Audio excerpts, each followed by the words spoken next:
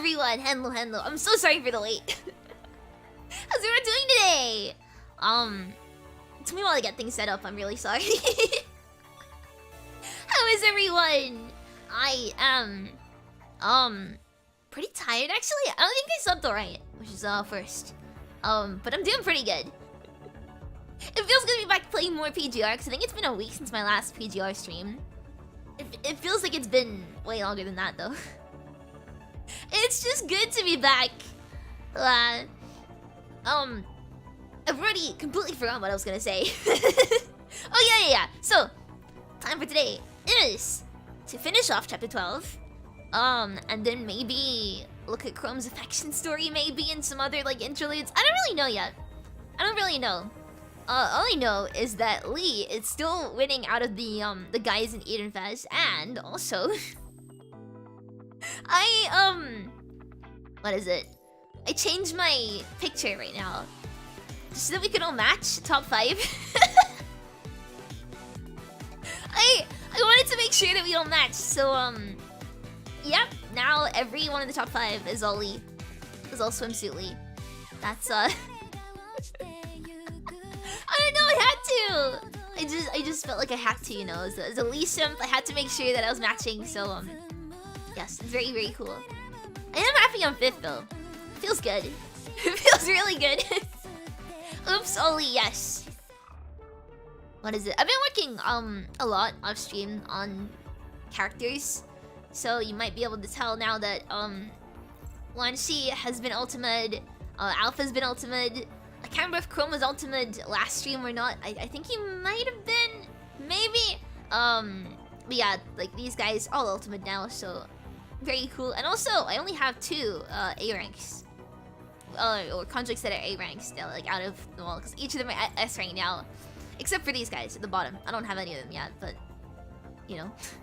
Point is, it's progress, right? It's real progress. Yeah. Anyway. I think that's all I wanted to show off. Are they ready for Norman Mold? No. I'm not looking forward to Norman. I haven't started it yet.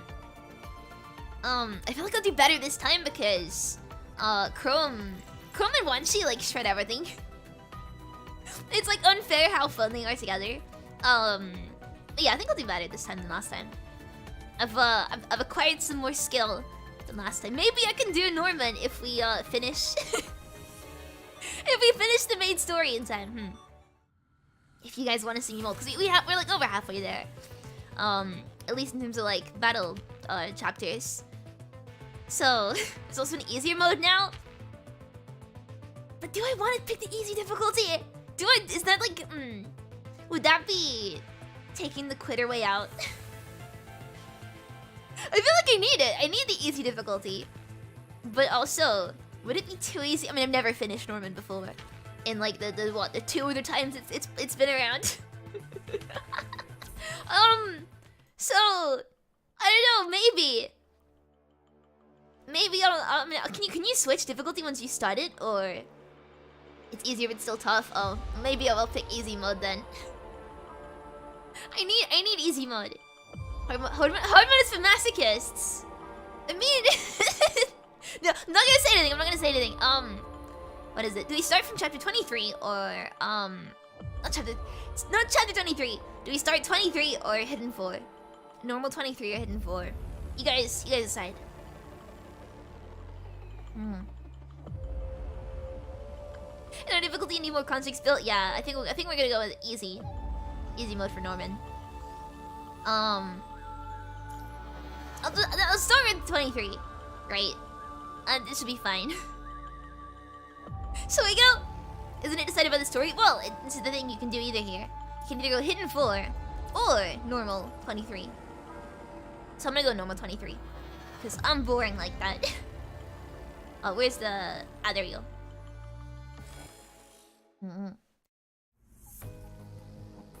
The Babylonian members and the Ascendants have both arrived near the Observatory, dispatching guards now. Send guards to clean out the corrupted before they damage the relics. A course of action will lower our chance of victory. Those relics are a precious part of Kowloon. Go and give the orders, /shoot. Understood. If they want to climb up here to the observatory... how do you pronounce that word? Observatory? If they want to climb up here to the observatory, let them. In this very yard, I will destroy them all. This leads up to the observatory? I can't say that word for some reason. I can't say it. This leads up to the observatory. After a long trek, Gabriel finally arrives at the base of the observatory. Ah! First try! Nailed it! Here inside the light wall, free of flames of war, Gabriel is almost like a theater actor waiting for the audience. The corrupted I brought should create enough of a diversion. This tower should hold what I seek. The Gestalt-like creation must be inside, but the tower will certainly be littered with traps. Direct confrontation does not concern Gabriel, but unforeseen circumstances, the prospect of disappointing Luna, does. And so he hides. Sneaky chef. Commander, we're not far from the tower's base now. No guards. Are they welcoming us in? More like a display of arrogance. Stop right there, invaders! Still tailing us, huh? Commander, if we go in like this, we'll get sandwiched. Let's... I mean, I don't think this is gonna matter, but let's get in the... defeat the enemies first. We've left most of them behind already. Now let's take care of the rest here. Can't afford to get stalled. I think I just caught a glimpse of Gabriel. Okay, I'll be the decoy. Lee and Liv can get rid of them. Oh, wait! Okay, Isla's gonna draw them in. Isla sandwich! Oh no! Having the difference on the two difficulties on Babel? I have no clue. I have no clue. But I think I'm gonna pick easier because I'm still baby. I need to get better. What is this place? How gorgeous and well-kept it is. It does look really cool. Looks like we've come to a dead end. Shall we turn back? No, you face not a dead end. Ooh! Hello there. Ooh, what instrument's that?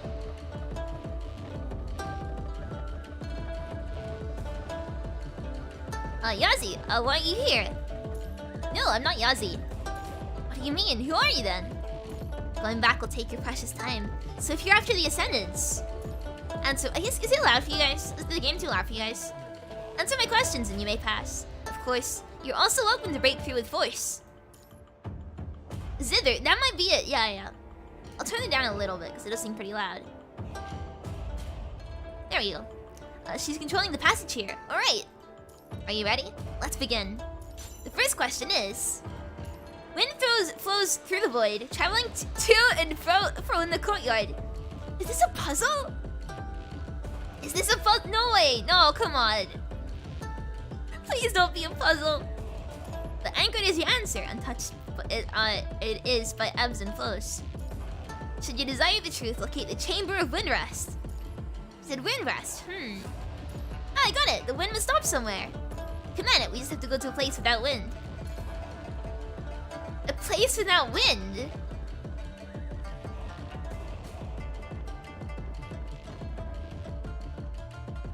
Huh? Oh wait, the hanging skulls. This is a bird. Oh wait, they're all the same thing? Oh wait, no, we have to find the correct one. Okay, right.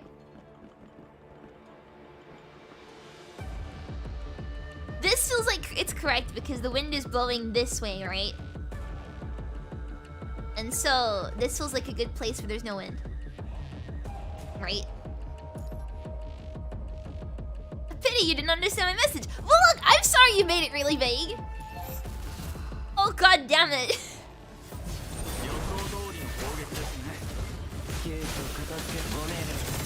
Are they dead? Easy. Observe? What am I looking for? I know the wind is blowing this way. But that would mean... Oh, it's also blowing this way too, I didn't even see. So is this, right? Oh, whoops. My, you're cultured or purely daft. What? It was a place where wind didn't go. What? Look at the scrolls. I'm so confused.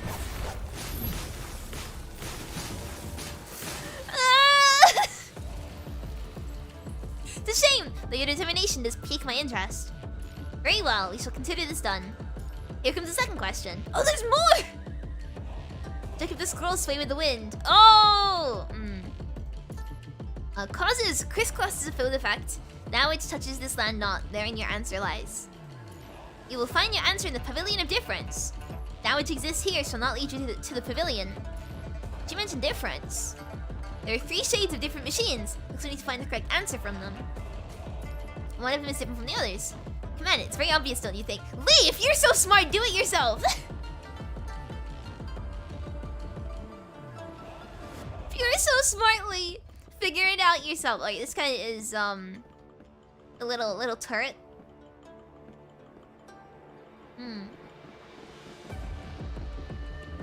This guy is standing upright.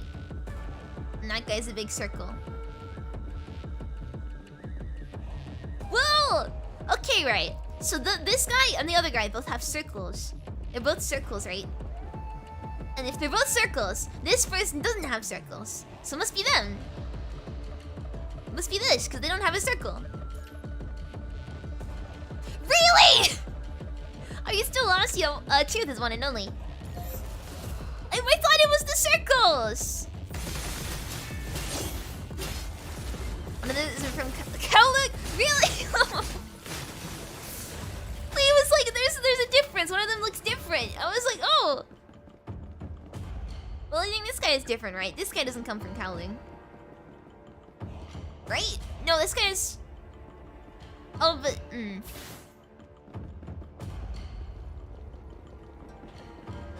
The hat? Yeah, I saw the hat. I was like, wait, he's wearing a hat. So that means he must be from Kowloon, right? This guy's not wearing a hat, so it must be this guy. Yeah! Let's go! I knew it! One of the illusions is different from the rest. Yeah, he didn't have a hat on. This heteromer is the unit is only seen in Aslam. It doesn't exist in the city.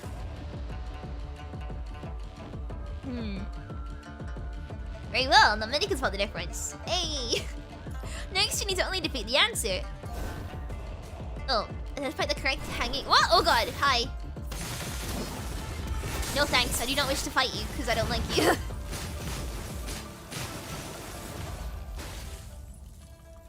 And the third question is... Light and shadow are one and the same. Where the light flourishes, the shadow also prospers. In the courtyard, there is an abundance of light, and the shadows the answer hides. Show me the lightless veranda, and you should seek the truth. Or should you seek the truth? That is all, do take your time. What does lightless mean? It's so bright everywhere. No, there's only one place without light. Come on, please make your decision. Live, figure it out yourself, come on! Lightless? There are lights here, right? Lights here. There is no...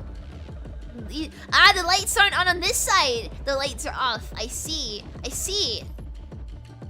Yes! Compared with the other verandas, this one isn't any different. Not quite, just look up. Exactly! The lights are not on the ceiling. Big brain. This is what differs this veranda from others. I see the light isn't on. Brain expanding. Yeah, I just gained like an extra brain cell. This is what lightless meant. A splendid display. I have underestimated you. Go! The answer is right ahead. Oh god, please stop hitting me!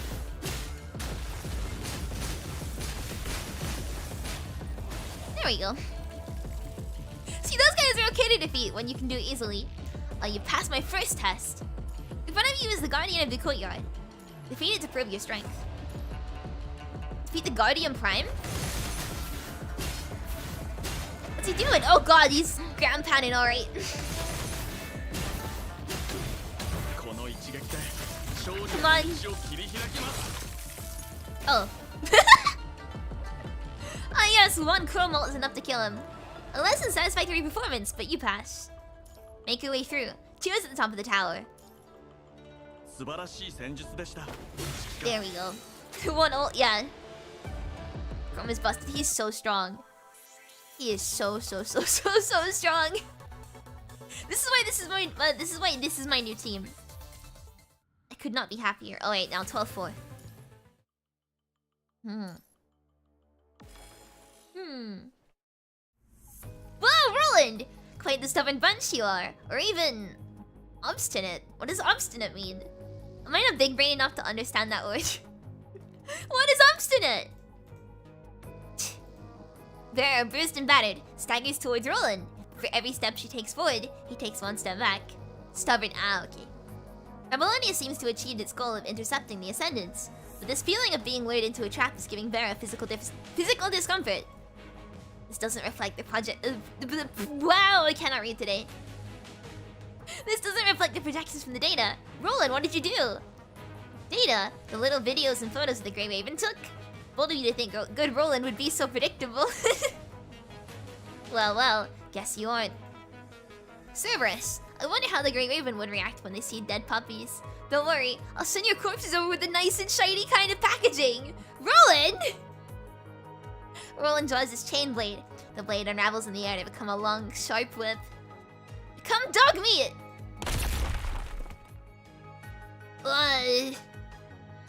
What? A shell suddenly explodes behind Roland. The blast wave sends the corrupted flying, interrupting the trajectory of his chainsword. Roland and Vera both find their sights drawn in the direction of the explosion. Hello! Jamila! Your ID denotes that you're a squad from Babylonia. We are the Ectilic Commercial Alliance, and we will be providing artillery support. You from that choo-choo? Indeed. You know, boss, we should have them withdraw first. Shells don't have eyes. Agreed. No, thank you. We aren't leaving just yet. Cut short by Roland continuous assault without regard, Vera is forced back into battle. The arrival of the reinforcements only made dealing with the current situation even more urgent. Or at least, Roland so assumes. Looks like there's no other way. We're not here for charity, humanitarian acts after all. Sophia, Changyu, prepare to open fire. I'll go down. Changyu, you shoot. Well, alright. You'll be, Smith Vera Eames if you don't fall back.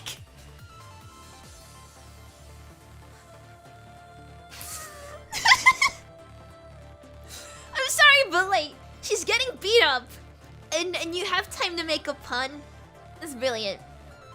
You'll be Smith Vera Eames if you don't fall back. Boss, you should retreat. 21. No is no. We can't leave without at least capturing him. Ha! Of course you ain't running. You dare bail with your tail behind your legs, Chief. I'm gonna let you in the scruff of your neck. Or I'm gonna get you in the scruff of your neck. You rabid little mutt. If you've got time to trash talk, why don't you haul your ass over here? Asimov! I love this so much. I knew you folks wouldn't stay put. Asimov, don't tell me. Your command is in the link chamber. ID code is 0000. Cute number. You picked that one yourself. It's just one dysfunctional family. It's simply a system requirement. Whatevs. As long as it's usable. Come on, girl, get the IDing going. Toils and troubles, always coming double. Though Roland is unaware of what Cerberus is planning, instinct tells him to get Sub Vera at once. Memory link commencing.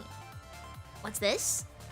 His blade is not connected with the target as expected. Vera, eyes suddenly aglow, has lowered her core and taken on an almost canine stance. His blade flits by, cutting nothing. And then, Vera charges at Roland head-on! In an attempt to dissuade Vera's advance, Roland pivots on one leg and rolls around, building up force enough to part the ground before the two with his weapon. Sit? My girl, you getting rusty or rusty? Though not present to see it with his own eyes, Noctis exclaims in surprise. Vera's attack was unsuccessful. Warm up, sweetie. He needs it. We need it. Interesting. You're like a completely different person. What did you do? I now have another one to share my pain with. Though not like you to understand what that means. Well, I guess we're going in. I'm here to help. Thanks, Sophia. Just do what you trained dwellers do. We're striking back. Wow. What are you doing? Oh, look at him go. Wobbling around.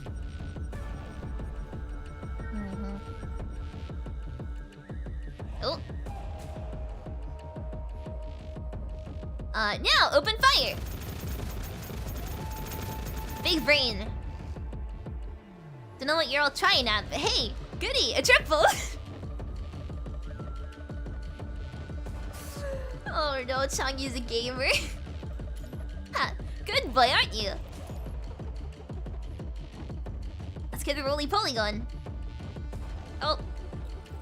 Well, they're dead too. Putting the strike clock delivered ID to good use.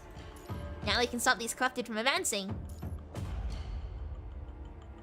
Oh, there's more coming in. Are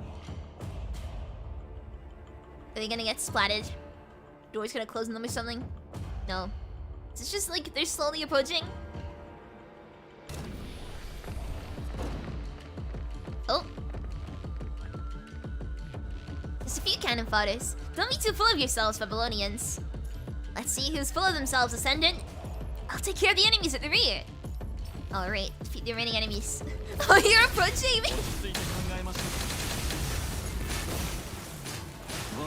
Alright, I think we can call it a day here. Service went out, chasing after Roland. A real bunch of mad dogs, aren't they? Let us not worry about them. We should provide artillery support elsewhere. Look at him go. Did it bring Changyu affection story? I'm not, no. I have not leveled up Changyu's affection at all. I want to like get every construct's affection rank up at some point. But I'm prioritizing new constructs and also husbandos first. Strike Cook's effort wasn't wasted. Kowloon guards excited to join the force against Lamia. Almost delayed me again. we're not going through that argument again. I released them as promised, so you should. Oh, what is it this time? Why do things never go my way?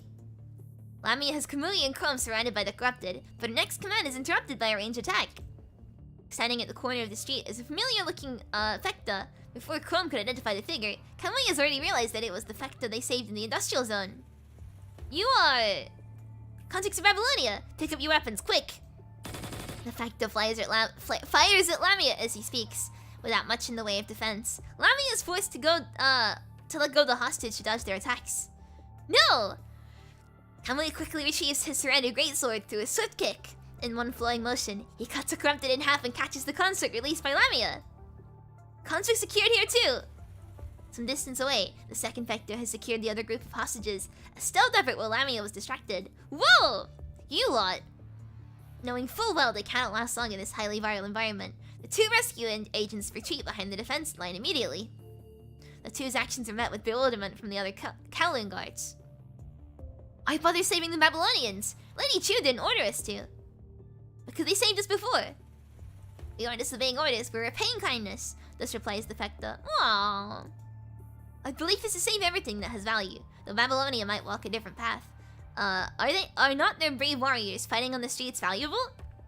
And that belief in value is what unites us as a community. So hey, you all are gonna help out, yeah? We alone can't put a dent in that Ascendant, but the guards have already realized what they should do, and their captain speaks for all of them. We can fire outside of the highly viral regions, use our firepower to separate the corrupted from the Ascendants, take some heat off the Babylonians. The guards join the formation to cover Kamui and Chrome, allowing them to make the most of their experience as vanguards to corner Lamia. What's happening? I thought Kowloon hated everyone else. Ha! Seems like they hate you the most. It's a common enemy, you know, like handshake meme. It's like us and Kowloon just shaking hands. Hating corrupted in the middle. That's why I hate you, smiley klutz heads. But Roland's retreated too, so I guess I'll also... You're not getting away, Ascendant! Oh, now we're getting voices? Cool. Hold on, Kamui. What? Chrome shouts, stopping Kamui before he dashes for Lamia. Or Lamia! Clouds of smoke at the same time disperse from the slithering portions of Lamia's body. Another of Lamia's feats, decompressing the virus within her to create a zone of such viral density that even her surroundings fog up. See? That's why I wanted no part of this. Oh, okay. Huh. Huh. Alright, let's keep going.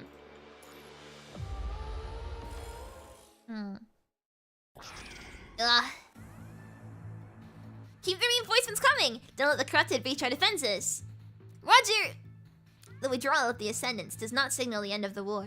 The corrupted, war machines left behind by the Ascendants, must still be cleansed. The rudderless corrupted begin to run amok, driven not by purpose, but their killer instinct. Kowloon can only reinforce their defenses. The looks of things, it's only a matter of time before we win this, right? Perhaps, but we only got rid of one of the Ascendants. But before she left, that fish lady mentioned something about Roland retreating. Even that only makes two. Gabriel, Alpha, and according to the report, their leader, Luna, might still be here somewhere. We can't let our guard down until we get a visual confirmation. Can we? Let's keep searching. Right!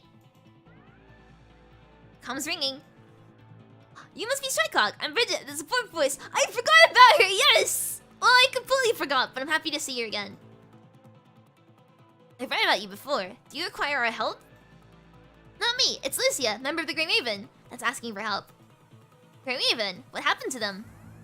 They seem to be trapped inside the core area, you know, through that light wall. After losing contact with them for a while, the president got Lucy a new frame and sent her after them. Losing contact? Could they be in danger? And how did Lucy get separated from the squad? It's a long story. Anyway, the clock is ticking. Lucy has been assigned an aircraft for this mission, and now she's on her way over. Could you please find a way to crack the light wall open ASAP so she could enter the core area? Yes, you can count on us! The aircraft is armed, but the gear is unlikely to do it any damage to the wall. We'll be counting on you. Hold on, why do you say yes? You're not gonna say no though, right, Captain? At least wait until we get more info. Do you know how to get the wall open? Sheer strength? Good people of Kowloon, a clue maybe? Kamui casually directs the question at the Kowloon guards next to him. Though they did fight together, the guards are still trying their best to avoid unnecessary contact with outsiders. Please guys, my comrades are trapped in there. Just tell me how to open the light wall. I'll do anything for you in return. Same here. Without any hesitation, Kamui bows, pleading for the guards to tell him how to open the light wall. Chrome follows suit.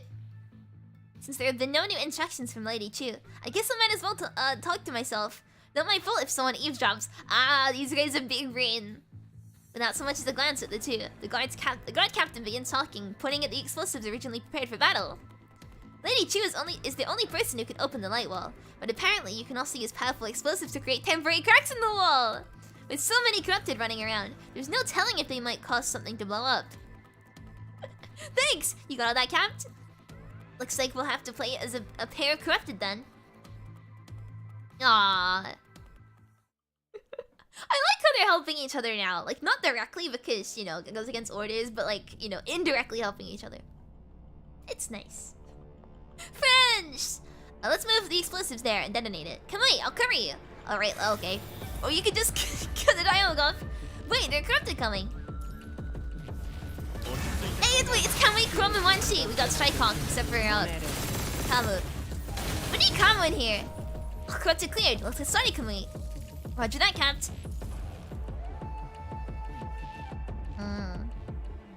You like how the combo's going? Yeah, it's so cool. I love how like all the characters are coming together. Those must be the explosives the guards mentioned. I'll go. No, you stay here. I'll go get them. Okay, I'll go check out places to detonate it then. Alright, let's go gather some explosives. Oh! Really? I don't have to defeat these guys. They're friends. We just established it. Oh, come on. You're making me fight these guys that helped us out.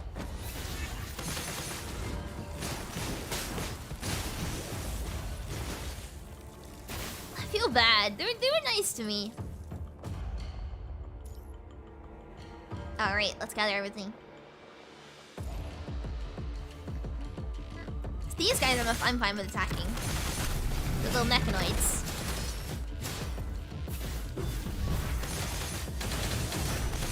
Whoa. Bonk. There we go. Those are corrupted guards. Still. They look like friends. They're friends shaped, which means they must be friends, right? Oh wait, more guys to attack. Cool.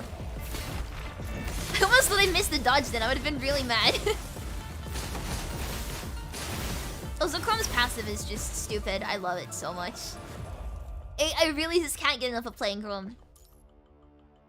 This should be enough. Did you find a good spot, Kamui? All good to go. I'll get the fireworks started. And I'll take care of the corrupted coming from behind. Pipe bombs are also friend-shaped. What kind of friends do you have? Alright. Compass, I'm so brain dead. I love it! The explosives should have worked. No, it wasn't enough. The hole is too small. What? But no, Chrome is so good. Poorly getting shafted down battle. No. Because Lee's really important. Lee is an important part of the team. Kamui, what on earth are you doing? I'm keeping the hole open. Kamui! As expected, the explosives tear a crack in the light wall. Yet the explosives were only meant for combat, not wall breaching. The light wall takes minimal damage. The crack seals itself almost instantaneously. In a last-ditch effort, Kamui tosses his weapon aside and dives in, forcefully keeping the aperture open with his back against one side. You idiot! Despite saying so, Chrome is already in action. He leaps across the idiotic Kamui, and together they hold the small crack open. The two close their eyes and grit their teeth out of the unendurable pain. Still too small. Only a kid could fit through. Keep pushing, Kamui. I know. The light wall behind them cuts open their clothes and grazes their skin. Their skin vaporizes almost instantly, revealing bare mechanical parts. You're gonna get cut in half. Come on. Honestly, Chrome, this kind of hurts. Just kinda? Kamui, you need to get your pain receptors checked when we get back. Ugh, I hate getting body checks though. Keep pushing and maybe I'll consider letting you skip on. Joining like a sword and a buckler, the two enlarge the crack to the size of a hatch door. The parts in their body in contact with the light wall, however, sinks deeper and deeper, letting off geysers of sparks. You guys done yet? Lucia's almost here. All set, let her dive through. Oh, come through the wall. Okay. I was like, come through the wall, Lucia! We get to see Kamui's mechanical parts. Honestly, I was like, wait a sec, are they like, are their clothes burning off now? Very suspicious indeed. Oh wait, is this the last of the... No, this isn't the last of the hiddens. There's a few more.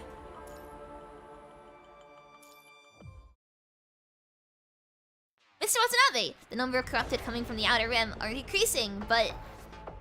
they're now pouring out of the city instead, eh?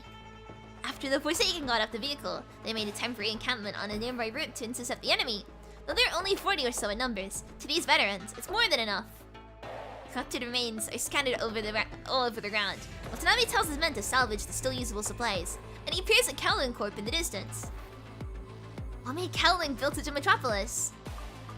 The site is grandiose and consuming, but to Watanabe, it borders on a sickly obsession. Home is comfort, but shelter too deep and it becomes a prison. Watanabe knows this imposing city will not have many places to house people. Even the shops are likely not in use. Sorry, this music. The stately streets are fossils, left only to remind themselves of a lost golden age. Mr. Watanabe, I wonder when we get to settle down. A comrade close by asks the question, and Watanabe glances over. Settling down in the current world is but an extravagant hope. Normally, people know not to dream about it. A delusion's dull your blade. And so Watanabe responds, flipping the knife in his hand, putting it at the throat of the one who asked the question. Watanabe, that's a little bit harsh. Mr. Watanabe? What are you doing? Don't come any closer. Keep your distance. They do not understand the situation, but the Forsaken immediately back away as per Watanabe's orders, leaving only Watanabe and the person he just saw through together. And here I thought I was putting on a great act. Huh? Huh? How could this man be so keen? Lamia would have preferred to avoid confrontation, sheds her illusion and returns to her original form. You're an ascendant, aren't you? What are you trying to do by sneaking in here? I just wanted to pad my results a little, but now, looks like that's not happening. If I say sorry, will you let me go, Pops? Yeah, I don't think that's happening anymore, Lamia. You owe me one. Really? Yay! You can have the corrupted I brought with me. Do whatever you like to them. Thanks for the trouble. So what's another? Should we have let go of that ascendant? We can't win against her now, with her powers and stealth, if she had intended massacre. I'm sorry, we held you back, Mr. Watanabe. Whatever it is, don't let down your guard. The enemy can come from anywhere. Watanabe OP, he really is. He's grown on me a lot, honestly.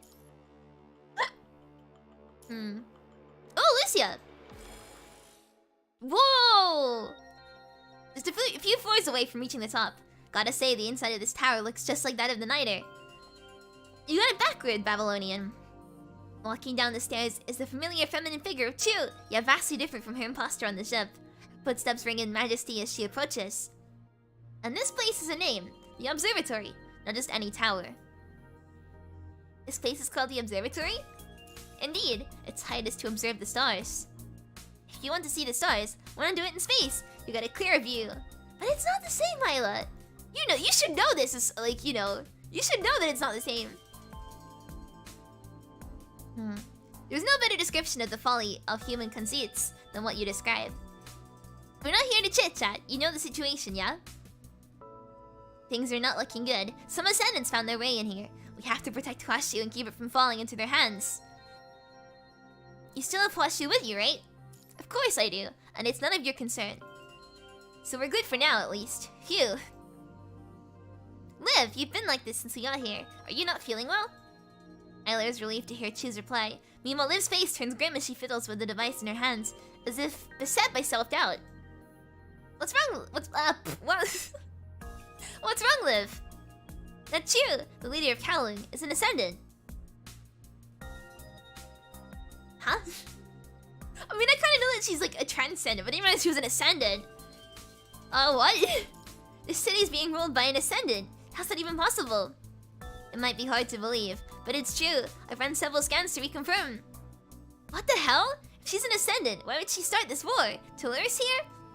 The ascendants wouldn't bother doing something like that, and neither would I. You make it sound like you aren't one of them. There's no rule that says all ascendants have to band together, or that an ascendant can't govern a human city. I'm an outlier, that's all. In order to contain the virus spreading from me, I cloistered myself in the observatory, running every aspect of the city in these confines. Oh. I looked this up as Chu approaches. She wears a smirk on her face, but her hands are still tightly held to her weapon. A dreadful silence reigns the tower. What's your endgame here? I am but the vessel of our common wish, to preserve all that is of value on Earth. Preserve Earth? Babylonia has been doing something similar, I know, with historical artifacts, pre-pandemic data and whatnot, yes? Are you talking about WGAA? That is nothing compared to our grand design. How could you, me, the president, everyone, we're all working in earnest to study and rejuvenate human cultures, to prepare for the day we reclaim Earth? That day will never come. What?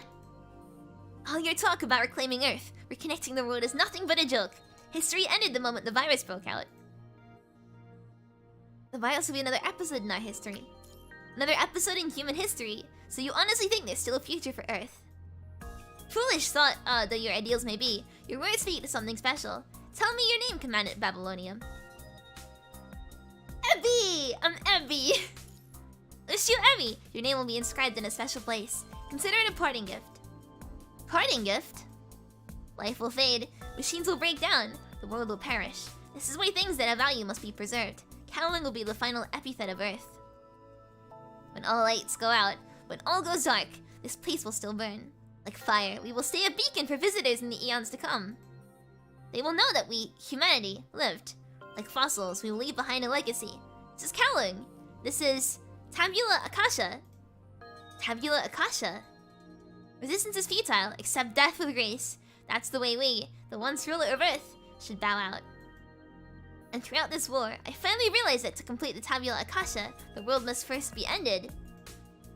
You're going to... I came here expecting a certain ascendant first, but no matter. Earth's demise is set in stone. The question of who goes first and who goes later is inconsequential. Fall and become history, Babylonia. Huh? Oh. Guys, guards are coming from downstairs. I knew it! She's ambushing us here. Commandant, we'll hold our position here. You go up. I can fight too! This is the best strategy. Go a few more floors up so the reinforcements can pick you up your signal. Yup, President Hassan will send reinforcements for sure. Run, commanded. Don't look back. Lee! I guess we're running away then. Tabula Akasha equals Akashic Records? Ah, okay. I know the word Akasha from Genshin. It's not bad. Oh, this is where the signal came from. The aircraft couldn't go up any higher than this altitude. Command is probably higher up. Before the real battle, I need to preserve strength. I must pass through this place quickly and stealthily. Just a little longer, commanded. Oh, it's true sense again. Cool. Cool. I can go all crouched to go through traps.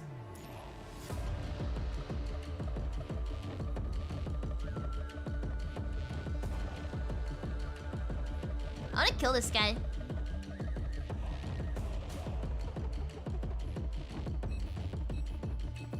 Wait, what's the button? Oh, wait. Oh, come on! I couldn't remember what it's bound to. Oh, that's annoying. I couldn't remember what it was bound to. I was like, ah, panicking! I forgot which button to press. Oh, but he's dead, though.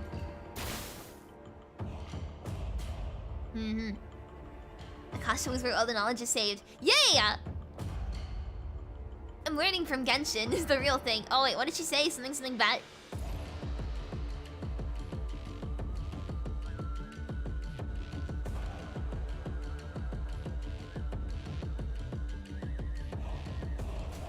Well, goodbye.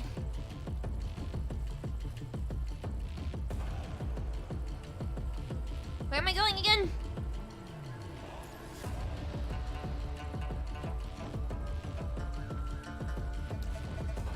I can't tell where I'm supposed to be. Oh, these guys have a thing over. Oh, at least they're looking, right? What am I actually aiming for? Buttons is always the answer. That's a good motto to have. I forgot to mute before I got. There you go. My favorite thing to say is like, violence isn't an answer, it's a question. And the answer is yes. Oh god.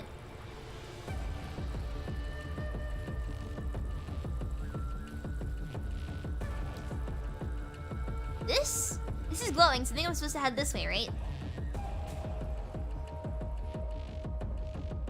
You can't see me, shut up.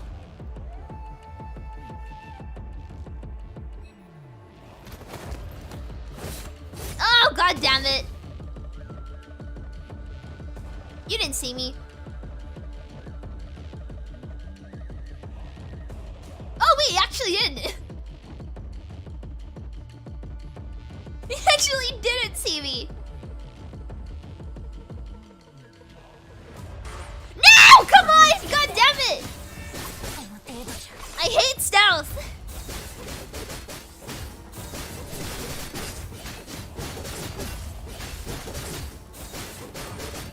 Yeah, let's just get this over and done with. Come on. Ay. I'm gonna cry.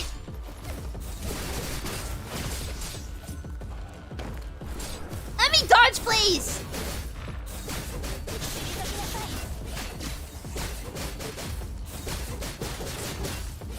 I'm actually concentrating, but come on, just die. Just die already, please. Cool. Back to stealth gaming. Yeah, it's through here. I love how intense this music is. It's so good.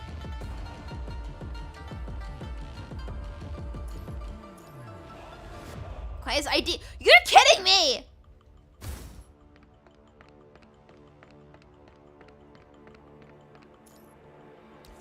You have the ID card. Okay, right, come here.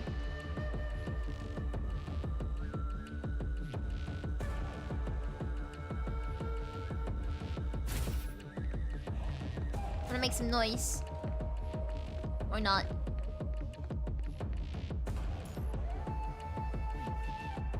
Alright, let's head over.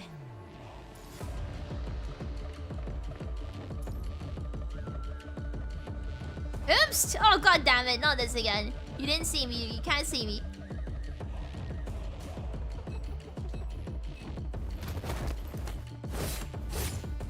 Keycard acquired. Can use the Kuro, the box to distract. Ah, okay, I didn't realize. Probably should have read the tutorial. But it's fine, I don't need it. Wow, I don't need it. I'm big brain enough to escape this without any trouble. Here we go. And on the lift. We're good. Gonna go up. No enemies after me now. This is it. Top level. Command is right there. Hey, big brain.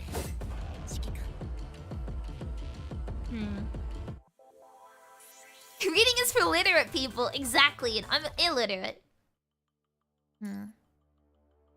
Alright, let's have a look at Hidden 6. Sister, are you okay? Not an issue. The virus will patch me up. But sister, why didn't you stop her? You could have stopped that explosion, right? I wanted to see what she got. What she's doing to win. Those eyes grew stronger than before. Same with my other sister too. She had the same eyes. But not enough strength. Not enough to live. So this is your way of filtering for the virus? We all operate in different grounds. I have no interest in the filtering, Luna. At the end of the day, who gave us the right? Alpha seems to be intentionally avoiding this topic. She looks away from Luna at the still crumbling Kowloon. Sister, you're still too gentle. You too, Luna. Rosetta, wake up, Rosetta! Diana. Oh, thank heavens! Rosetta opens her eyes again to find herself in the city with Diana hugging her tight and the other forest guards standing around her. You all! Though burning with curiosity for the current situation and puzzled by the company of the forest guard who should have been sent away by her, Rosetta receives her answer before she could even ask her question. The faces of Diana and the others are full of worry and anger. Seeing this, Rosetta realizes what happened and cannot help but let out a minimal chuckle. How has everyone been? Same as before? We all grew, a lot. Everything is getting better, Rosetta. We no longer live in hatred. I wonder though, how will this battle end? People in the city, like Rosetta, are all waiting for the outcome of the battle. Their expressions shift and reflect off the wall of light, when suddenly a trail flashes beyond and within. Diana tightens her embrace around Rosetta as if to stop her from escaping. Sorry. No next time, Rosetta. Aw, I'm glad she's okay though. Cause she got a little bit beaten up last time. Still a little bit beaten up. Wait, is this the last? Is this the last one of like the... Huh. Alright.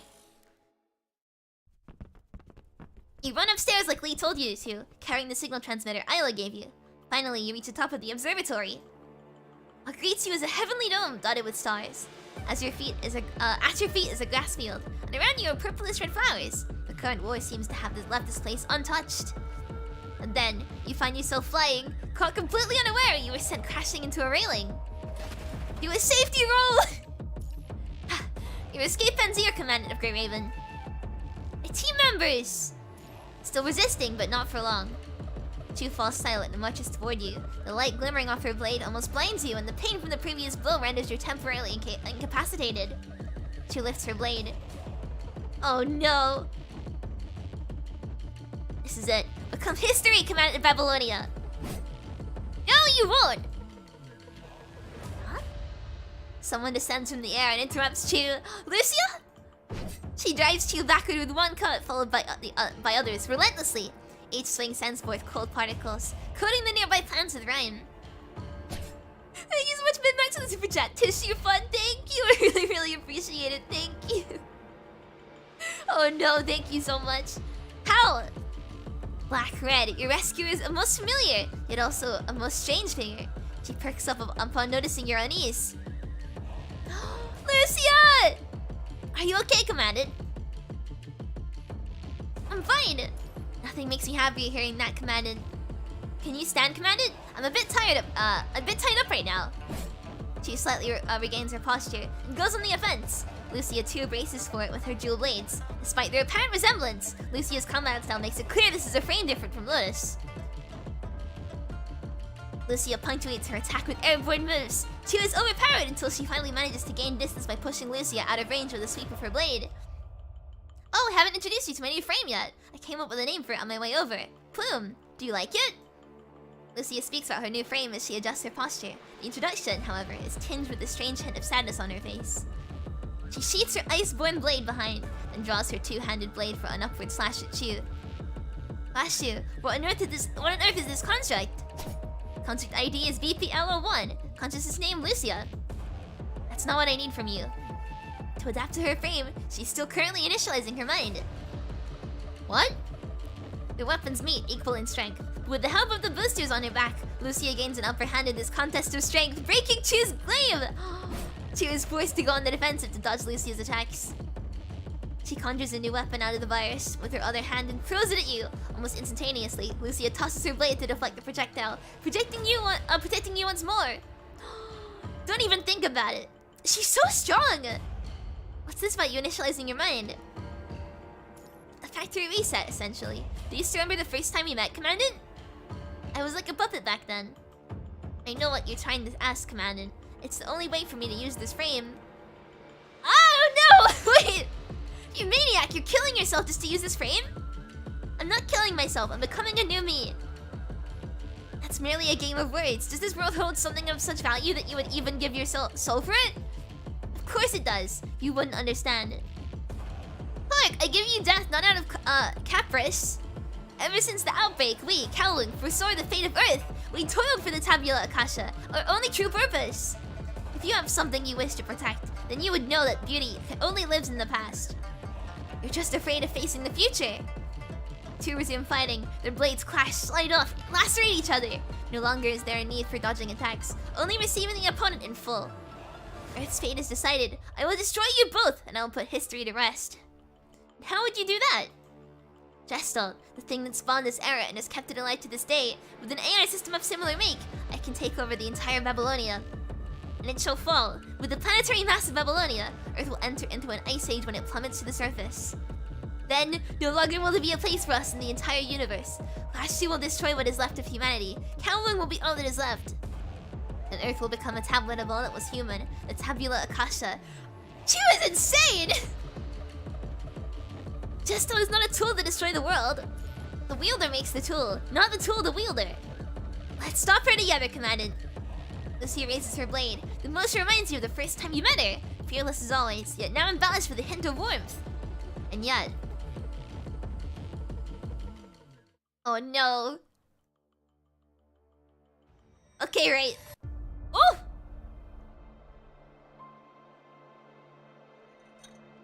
I wasn't expecting a cutscene.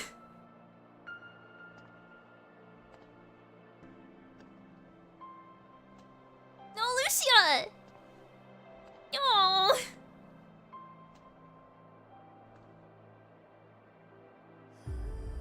Ah!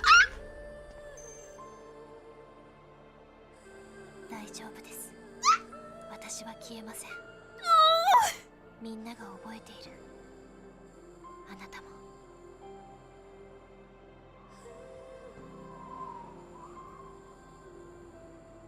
Oh no! Oh! Ah! この戦い、一緒に勝ちましょう。指揮官。Oh yes! We're gonna do it, Lucia! We're gonna do it! We're gonna win! この機体は最終調整を済ませていない。後からこれらのデータを読み込んだとしても。Wait, this is Asimov? 別人格も当然だろう。 Is that Asimov?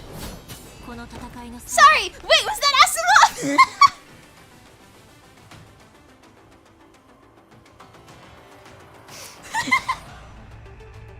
Okay, I'm simping harder for him now.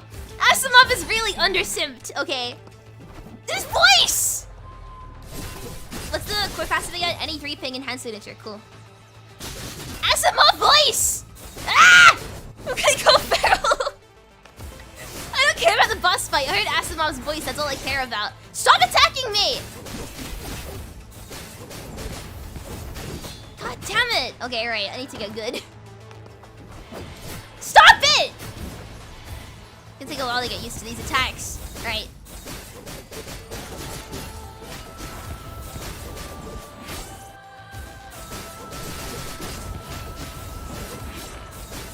Alright, come on. そこまでするのですならば私も本気を出しましょう This is insane. What is that smirk? 指揮官傷つけさせない Okay, well, okay, I'm gonna die. Whoops. 私は覚えている I know this is supposed to be like sad, but I can't I can't get over how cool this is. 覚醒した機械パニッシュに侵食された悲しかったけれど私には彼らを倒す Oh god. Oh god. 共倒れするつもりですかもしこれが私にできる唯一の方法であるならば指揮官お許しください What is this?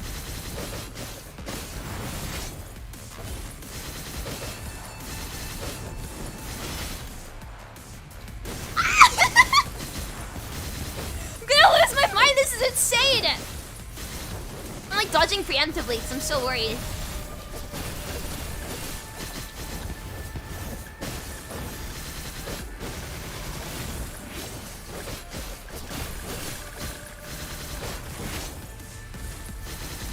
I'm running out of dodge. Oh no. Stamina gone! Stamina gone! Oh god, I messed up my things. There we go. あなたはこの世界から存在した瞬 And the music! 間ここで終わらせるべきなのそう思わないの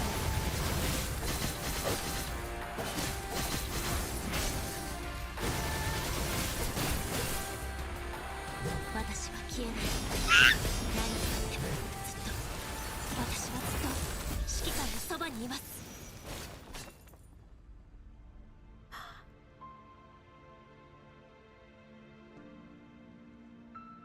指揮官本当 Oh は no! この後指揮官を連れてここを離れるつもりだったのですがどうやら無理そうです私はもう Oh. それからのことはあまり覚えていませんたくさんの複雑な感情を感じただけです正直に言うと私は初めてほっとしたんです私が欲しかったものが全てがここにあるから Oh. 私のこの両手は私自身をしっかり握れています Wait, I'm gonna hide this so you guys can still see. There we go. 指揮官 No! 私はあなたのおかげで生まれたルシアです No! あの日あなたと手をつないだから私は生きる意義を見つけてこの世界の全てに触れ始めましたあなたと過ごした記憶が今のルシアを作り上げたのです No! たとえ消えたとしても私が私でなくなっても大丈夫です No! あなたに触れた瞬間私は生き返りますから No! だから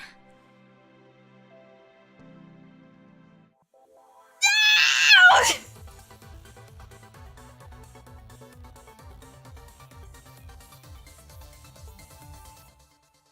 No! Lucia! No!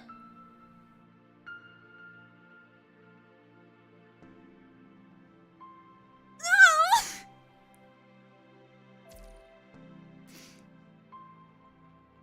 No!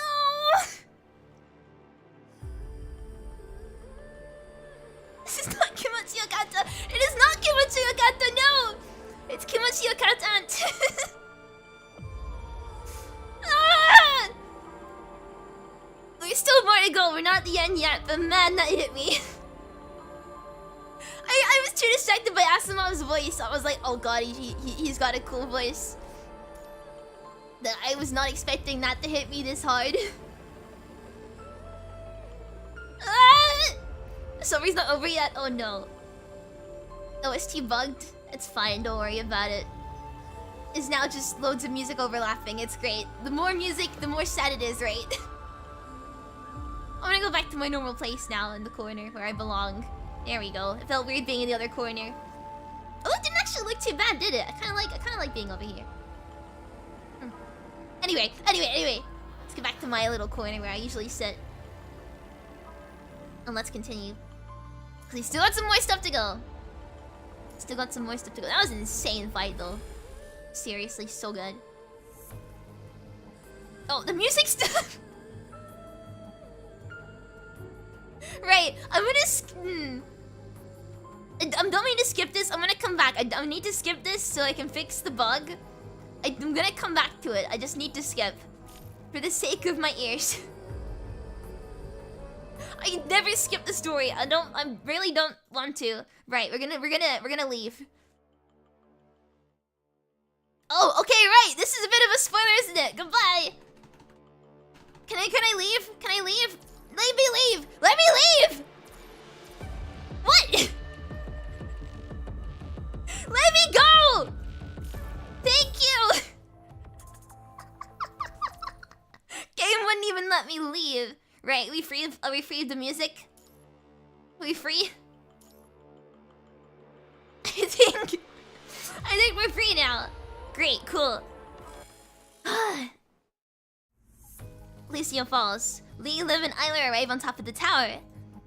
You've lost Babylonia. Flash. What? How? When did it? Wait. Gabriel! How unexpected. You have Ushio in your hands. You did not notice my presence. Ah, no. Precisely because you have Ushio that you were unable to detect me. You've worked hard, my comrade. Gabriel pulls his monstrous hand out of Chiyo's body, then grabs her before she could fall and hurls her body flying. Before you and the others can even react, Chiyo lands out of reach. What did you do? You feel anger, do you? You feel wrath, indignance for your enemies. A strange light glows in Gabriel's hands. A pristine white cube shimmers in his hands, changing, fusing, deconstructing. What's this? A part of Ushio. Pretty as a diamond, is it not? It is a shard, but the part is the whole. Control this and control the system, which is why Chiyo wanted you to take this. If that's the case, then give it back to us, Ascendant. Isla springs into attack, which Gabriel dodges with a mere step, even putting his book away before Lee's bullets and scythe reach him. Then he weaves his behemoth of a hand again, stirring up a small windstorm. You can't close in on him. I am grateful to you, sincerely. All thanks to you, we've avoided a potential infight between the Ascendants. There's little to be gained from conflict, only sadness. Then why do you fight us? You did something like that earlier, and now you're telling me you'll feel sad? I intend to bring Miss Luna's wish into fruition. Do understand where I come from. What is her wish? Miss Luna's wish is to create a world that can coexist with the punishing virus.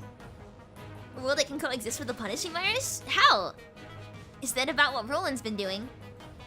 Increasing the number of Ascendants is one of them. What's more important is to fulfill our duties as Ascendants.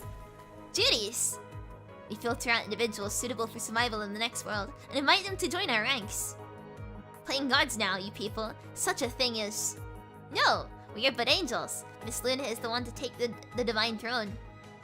Grey Raven, I observed you throughout your journey. You self-overcome. You tend towards the sublime heights. You deserve to live in the new world. So what say you? Would you join me in fulfilling Miss Luna's wish? Nah, I'm good. Then, so be it then, Graven. Perish. This is what Miss Luna would have wished for. Why don't you ask her for yourself? She's like right there. Well, time to fight. I guess.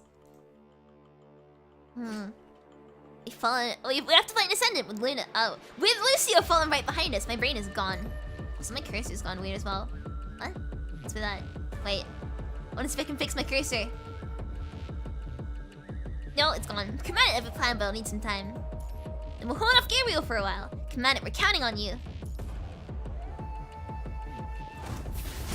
Okay, right. This is gonna be hard. Or maybe it won't be with Chrome. I say getting hit straight away. I need to learn how to dodge his attacks, because I've never... Oh god! How does he attack like that? Okay, so he does a bunch of them like he drops down and stuff.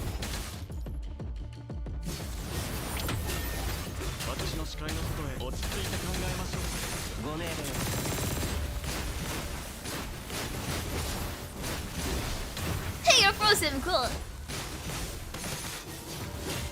How? Wait. No, I'm not gonna wait. They kill you.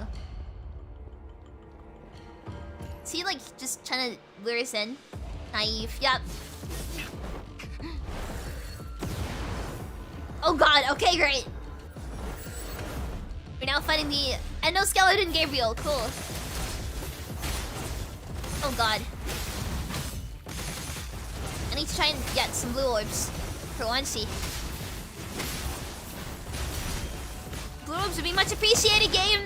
Blue orbs, please.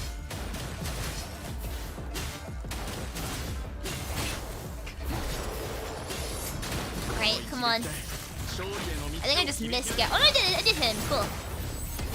Come on, let me trigger Matrix, please. Stop this. Let me. God damn it, please. Oh, I hate this guy. Right, I'll just ruin my orbs. Oh well. Come back here. Come back here. That's all we can do. Pathetic. As I thought, the key lies in the other sister.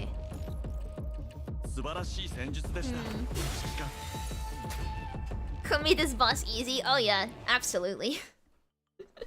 I don't doubt it for a second. Chrome is very powerful. Oh god, wait, I keep pulling on something. I'm tangled up in wires right now. This is the end, Great Raven. All units, withdraw. Gabriel knocks Sylar away violently, then spreads his hand, amassing a ball of energy. Oh no. Too late. What? Nicely done! From the middle of the charge up, a pillar of energy burns through the air and from the sky, detonating the ball of energy, causing Gabriel's arm to explode from the chain reaction. Smoke surrounds Gabriel in an instant. Death from above. So this is what you've been hiding. If it makes you feel better, sure. Just a satellite attack. Took a while to get it connected. Lee hacked the satellite! Good job, Lee! Naturally, just stand back and watch, Commandant. Lee talks while advancing and suppressing Gabriel, pushing him back through the continuous orbital attacks. Under the onslaught, Gabriel can no longer dodge all the attacks, but is forced to defend and block as well. Its infantry signature move? Wait! Is actually Lee's hacking a satellite? Cause I just knew that he summoned, you know, stuff. I didn't realize he was hacking a satellite and causing like an orbital strike like that. I guess it is like, it's called, what is it? Space Lord. I guess it is called Space Lord, so... I like him even more now! Commendable attempt, but once the interval in range of the attack is laid bare, the orbital attack becomes a mere toy. I'll finish you now! I won't let you take another step closer. He activates his holographic targeting display. 1, 2, 4, more and more beams rain down from the sky. Dodge this! Is it bad I imagine Kaya saying that?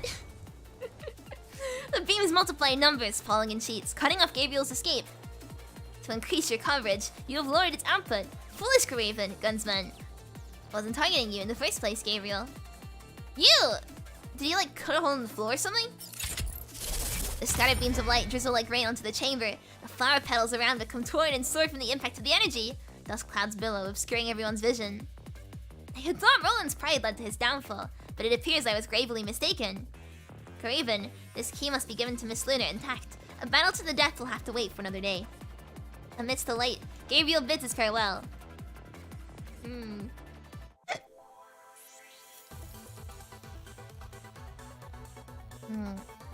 Esley is Space Lord, Ailey is Fire God. Yeah. Speaking of, on a related topic, my Twitter timeline has just been CN content today. I cannot avoid it, and oh boy, do I really need to pick up Chinese lessons. I really need to get better. Just a related note. Just a related note. Here we go. It's over. You don't know which one of you said that first, but it's over. The whole city lies in shambles, with buildings wrecked and roads clustered with debris. To make matters worse, the spread of the punishing virus has sealed off even more Kowloon. The Ascendants are gone. The rebuilt defense lines are keeping the corrupted at bay. Soon the city will return to peace, or at least, that is what everyone believes. Relieved, some teams let themselves collapse to the ground, enjoying this moment of respite. Oh! Audio broke for me. The Kowloongers no longer bother with removing the outsiders, nor do they give thanks. They merely give them cursory glances before returning to their designated positions, unspoken words in their voice modules. Some distance away, the reinforcing factions, who played key roles in turning the tide of this battle, are resting. Despite the victory, not a trace of joy decorates their faces. A liaison officer scurries over with panic on his face. He seems to have something important to say. Huh? Lucia! It's not Gestal, right? Are you alright, Lucia? I'm fine. Oh, she was taken by the Ascendants in the end. That is why they all have that grim look on their faces. What will happen to Babylonia? What will the Ascendants do with Ushio? These are the questions all hang on everyone's mind. Commander, perhaps we could have done it better, right? We all gave it our best. I guess. That just wasn't enough. Commanded. When the team retreated here with Lucia, she regained some of her consciousness. Lee and Liv made her sit and lean on your back.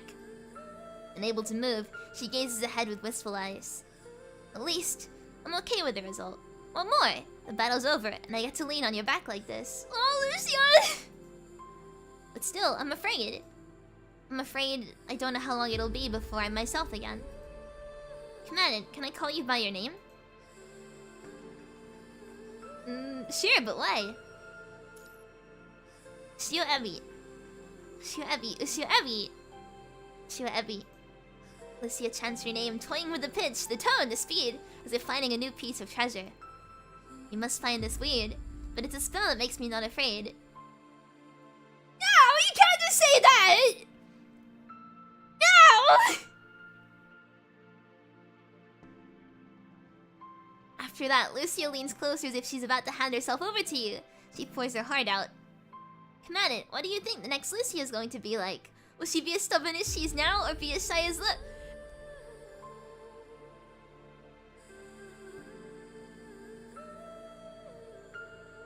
damn it. If I get to choose, it might be nice being like Isla or Karenina, someone frank, straightforward, and outspoken. Or someone like Bianca, who has the poise to perfectly lead a squad. Or even Nanami or Sophia, but they are kind of two ends of the extremes, so I guess maybe not. She thinks out loud in a brisk voice, acting like some vivacious girl untouched by any disaster. Innocent, cheerful, and full of hope for tomorrow. If the punishing virus never existed, is this what Lucia would have been like? No one knows. No one can answer.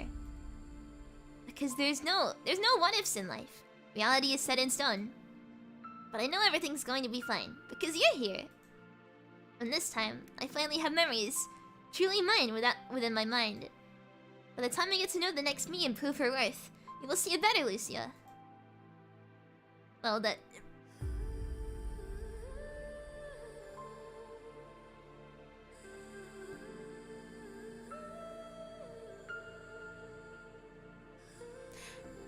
Well then, see you soon, Commandant. She whispers, ready to part with those words. No! Come on! See you soon, Lucia.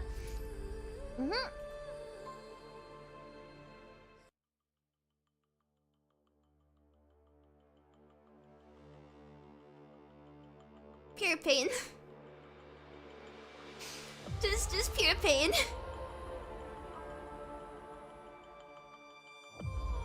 Time to wail for Plume. Plume isn't available anymore. Her banner ended. Thanks, Lee. I need this. Thanks, Lee. I need this emotional support. Let me claim these. There you go. Time for Plume Interlude. I don't have Plume. I'm sorry. I don't have Plume. I'll collect the hiddens and stuff. Next up is Chapter 13. Huh. Oh, I need to collect all of these. I mean, right, wild idea, but I'm close to pity on standard banner, right? I'm close to pity on standard banner. And I shouldn't. I really shouldn't. But like, I could do one pull with the cards I have.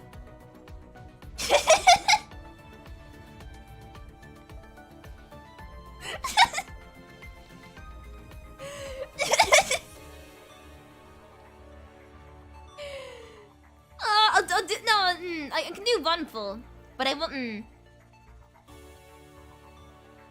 Don't it be? Well, no, because you see, I'm close to getting Lee up to like, you know, I'm like five duplicates away from getting SSS plus.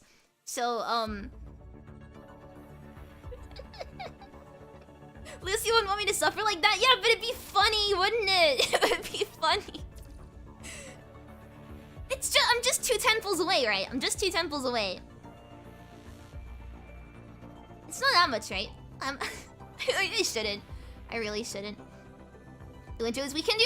What is it? Alpha's interlude. Should we do Alpha's interlude? Or don't jinx it. No, it'd be funny. It'll be. I just want to hit like what is it? Pity on standard. I think it'd be really funny. One pull is fine. Thank you. See, you're nice to me. You let me do a single pull on the bed. Just one pull. Just literally one pull. It's all I have. And then I'll do Alpha interlude. One pull.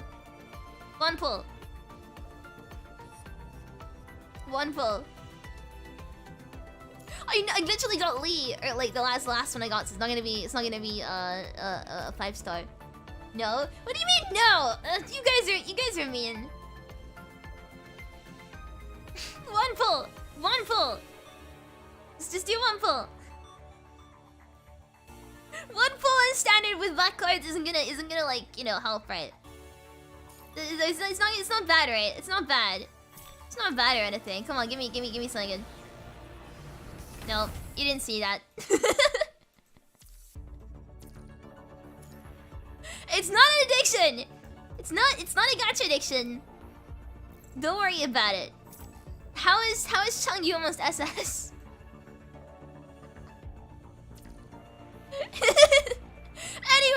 Anyway, what is it? We'll do Alpha interlude, right?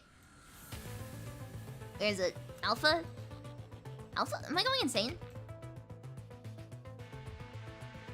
Does that even have an interlude? Because I saw some people saying that she did, but I can't. Does she have an interlude? In Lucy, it's on Lucia. Oh, okay. Oh, I see now. Yeah, I was doubting myself for a second then. We'll do Alpha's interlude then. Undying her black long hair along with a few tags in her clenched fist. The only thing swaying in the warm wind. Let's give it a go, I guess then. Motivation! Yes! Metamorphosis. The word metamorphosis, like, it makes me feel afraid. Now, the internet's ruined that word for me. I feel fear. Whenever I see that word, I feel fear. But it's fine, right? It'll be fine, right? Let's go. Oh, the surrounding area is cleared, sir. Sir, are you sure you don't need a filter? It's nothing more than a placebo. And it's not your duty to take care of me. Just tell me what you got. Of course. A mission target, Construct Lucia. She has been found alive. She's in that pile of rubble over there. Nicola goes silent for a second, letting off a sigh of relief internally. You, and you, come with me. Nicola and the team laboriously climb over the rubble made of corrupted corpses and broken concrete. On the peak of the rubble towards a silent Lucia, as if she were drained of all energy. Towers a silent Lucia, as if she were drained of all energy. Her long black hair, along with a few dog tags in her clenched fist, are the only things swaying in the warm wind. That's how it ended, huh? The two bodies before Lucia used to be her teammates, was executed by her own hands. How's the infection? Very close to the critical value, but yet to exceed. Nicola shuffles past Lucia, who's leaning on her blade. He crouches to check on the two constructs. The inver devices of the two constructs are both accurately destroyed by guns. The two were already fully corrupted before being destroyed by Lucia. This is...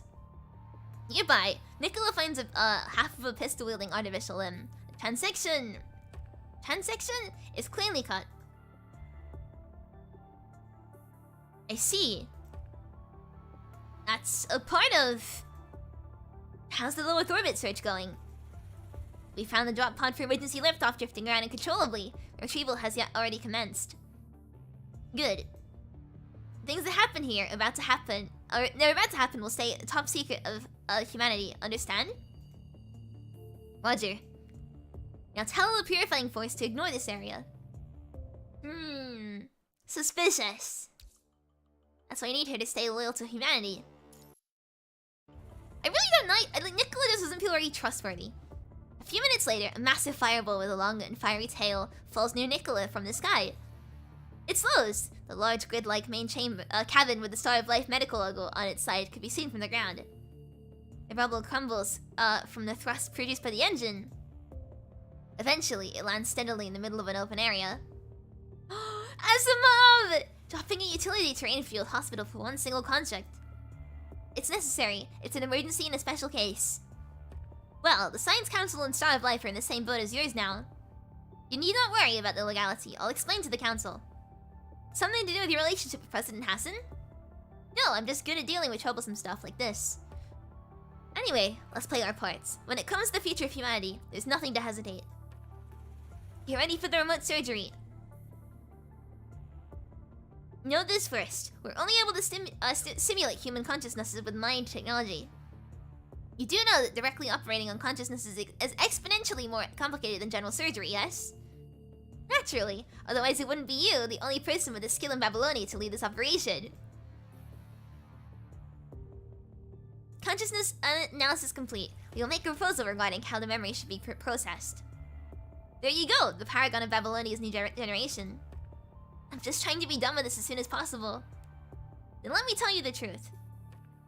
Her past experiences caused irreversible impacts on her. The doubts about ego, humanity, and everything will affect her will in battle. That's why I need her to stay loyal to humanity. In short, you want to erase her memory. Only if necessary. And you should know, whatever consciousness is in a state of high entropy, chaotic, and persistent about something. Even if I can process it, the connection here is insufficient to accurately relay such a high-precision procedure. If we still insist on forcefully extracting her memory, I cannot promise anything. Then what's your proposal? I think we better save that part of her memory in the form of her subconscious. If we can prevent it from being awakened, her personality integrity can stay unaffected without suffering the consequences of having an incomplete memory. However, even with this more conservative plan, I cannot promise that her I am illiterate. I cannot promise that personality deviation won't occur. I just need her will to be strong enough to last until the end of this war. As for the deviation, in this case, I'll carry out a branch of operation to her consciousness and make a copy of it. Wait, your principles were to retain the uniqueness of the consciousness, though, yes? Yes, and this is the only way to guarantee she stays. So if we carry out this operation, you become astonishingly obsessive when it comes to predicting construct consciousnesses. Thought you said science people deal with these cases all the time during your research. You keep a cold front like constructs are nothing but lab rats all the time. Never thought you'd have this sort of compassion in you. Don't ever think it. As a researcher, see, Asimov's a tsundere too. As a researcher, I need a copy of her main personality as a control. That's all. Sure, it's not an issue. We only need to ensure that only one copy of the consciousness is active at all times. Alright, guess I should trust a professional. Happy? Feel like Asimov. Alright, now it's time to welcome to the lady home.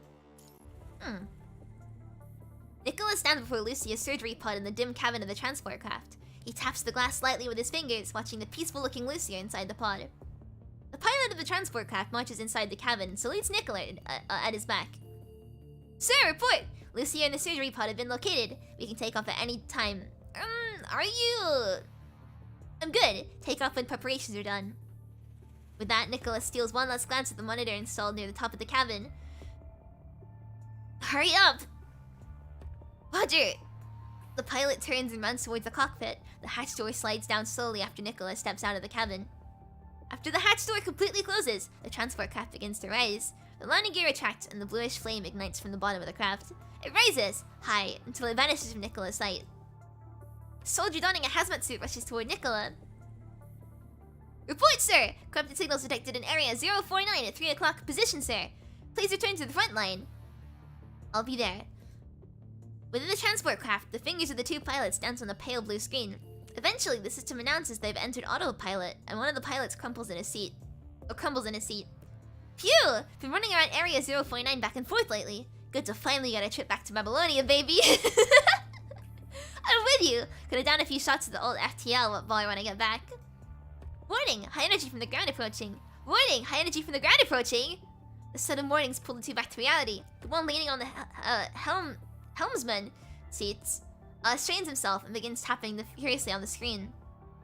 The view outside quickly comes to life on the main display before their eyes. Hey, what's that flying at us? On the main screen is a beam of red light with a 3 meters or so radius. Faint red electric currents bite at the air around it, indicating the high viral density within. The pilot attempts to try and change the course, but the beam pierces the craft before he could move the steering stick. Boom! Explosions thunder through the air. The emergency lights paint the cockpit and blinks are red. Seeing through the window, it is now evident that they are falling to the ground. The other pilot stands, stupefied. How could this be? We're in the ionosphere already. Why did the corrupted get the ability to attack at such a long range? One time to care for his comrade, the pilot begins to desperately steer the controls in an attempt to slow the fall. While doing so, he shouts into a comms device. Transport craft 1086 requesting support. We are falling. Repeat, we need... Roland and Gabriel stand on the surface of the ruins. Gas fumes out of Gabriel's frame, and through the points unsheltered by his coat, red electricity could be seen dancing through his body. The ruins behind Gabriel are all flattened from the recoil, the ground beneath the cobweb of cracks. Right on the bullseye, your newly modded canyon is quite a stunner. Alright, now my turn to welcome our other lady home. Roland hops off the rubble and begins to stroll airily towards the crash-landed aircraft. I love Nico. No, I don't like Nicola. He's very sus. Power!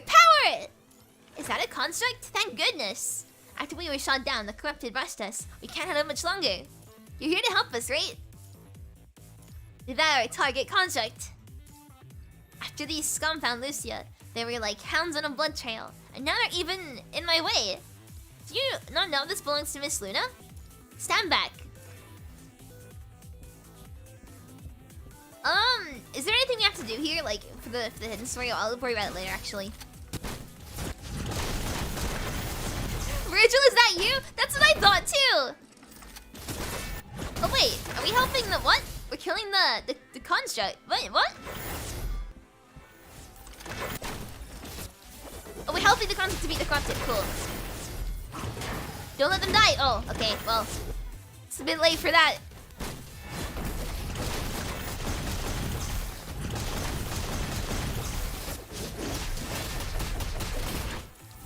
Come on.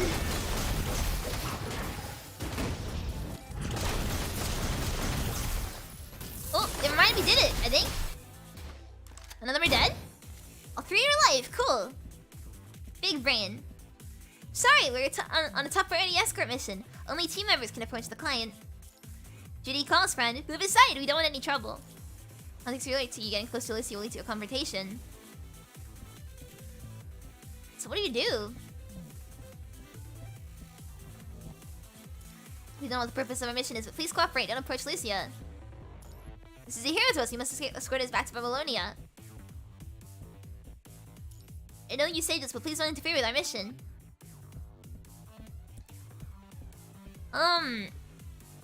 Well, like, is there no other way to do this?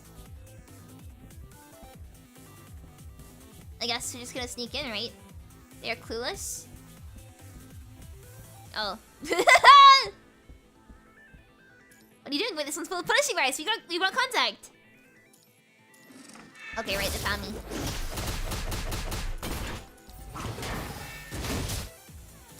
Oh, bonk. Just die already, come on! Bonk. Oh god.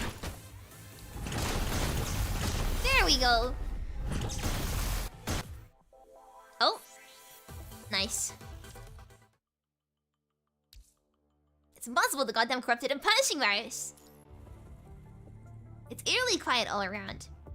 One moment later. Miss Luna, I'm going to open it. Please take a step back. The matter's not. Be quick. Crackle. Beep. Whoa! Roland looks really cool here.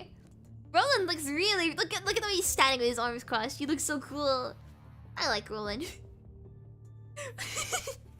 Huh? Looks quite unconscious still. Well then, how should we wake her up? Luna steps towards the surgery pod, spreading her right hand at the unconscious Lucia. Red electricity kisses and jumps from her fingertips. My dear sister!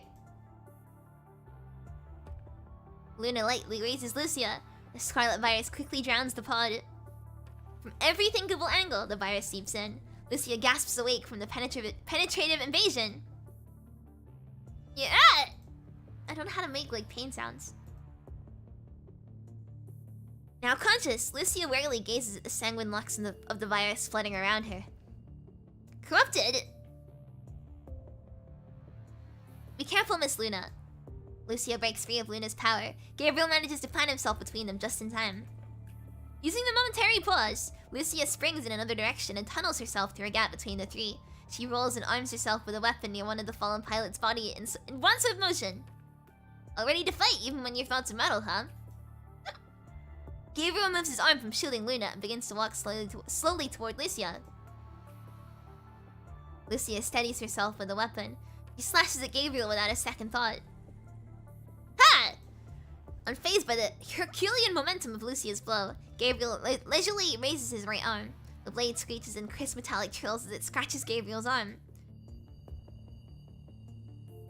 Well, usually pain sounds are just moaning. You learn this from anime. Ah, okay, well. Let's not get my channel taken down! No matter how hard Lucia tries, she could not move the blade an inch forward. Lucia finds herself in shock. Such strength! Put down your weapon! Gabriel clenches his left fist while speaking and throws a whirling punch at Lucia. Lucia quickly returns her blade and parries the attack, but the recoil still sends Lucia flying. Stop, Gabriel! Hearing Luna's orders, Gabriel stops. He returns his large hunk of steel hand back under his cloak. Lucia! My dear Lucia! Luna! A smile overtakes Lucia subconsciously for an instant, but... No, that was... You're corrupted! Luna's construct program failed. She's already left behind by humans. But I am not Luna.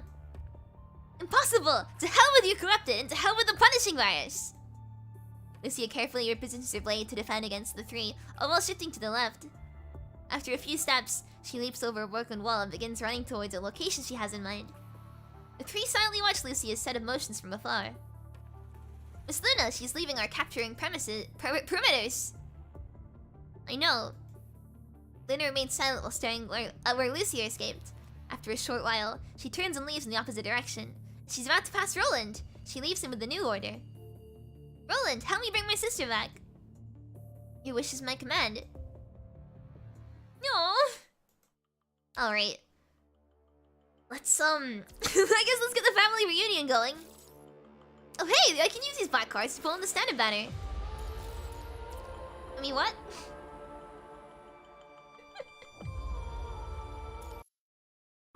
Lucia darts quickly through the city, flickering in the shades. She's nearing friendly territory, and even the army could be seen marching through the streets. After confirming the direction, Lucia looks back. Seeing no traces of the corrupted, she lets up a sigh of relief and gradually slows down. They haven't caught up. As soon as they get back to the team. Whoa, wait a second.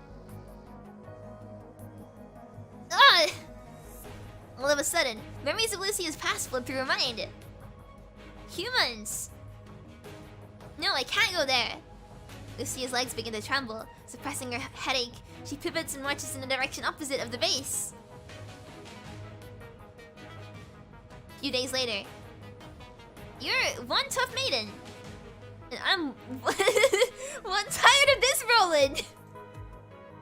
Lucia clutches her blade as she stumbles across the city. The lack of a mind beacon and the long period of high-intensity combat has taken a toll on Lucia. Her mind and her frame are all in critical conditions. Her frame screams in protest. The final straw. She crashes onto the ground and her weapon goes flying. Not want to give up, Lucia crawls slowly toward her weapon. She attempts to stand up using the blade as a cane. I can't stop yet. I must get up. Lucia manages a half kneel, but that was the end. Her strength leaves her and she collapses back to the ground, unconscious. After a while, Lucia slowly opens her eyes. Not to the ruins of 0.9 City, but to the church she knows full well in her memories. She raises her hands, but finds not the coldness of steel, nor the make-believe of synth flesh. Instead, they are warm, muscles, and blood-veined tissues, pulsating in a primordial tone of body electric. Sensing something behind, Lucia swerves. She finds a little girl, a horrid-looking frog plushie in her hand, talking to her. Her body automatically begins a conversation with the girl. Lucia! I'll protect you. The girl parts from her. Father! Lucia shouts, groping for what she said, which came out as a non-voice. The church around her fades, and Lucia falls once more into eternal darkness. No. Loneliness. Emptiness. Dark. An icy sensation envelops her. The darkness fades. Lucia opens her eyes again. Having regained some strength while unconscious, Lucia manages to pick up her weapon. Let's go. Let's fight. What is the, what's the thing for this one? I'm guessing this one's the one with the hidden stage, right? That's not a battle. I don't know what's going on. If I can just get through these corrupted, I'll be able to get it, away. So what is the goal for this then? I need to sneak. Oh, I have to stealth to do the hidden? God damn it. Stealth time, I guess. Come on!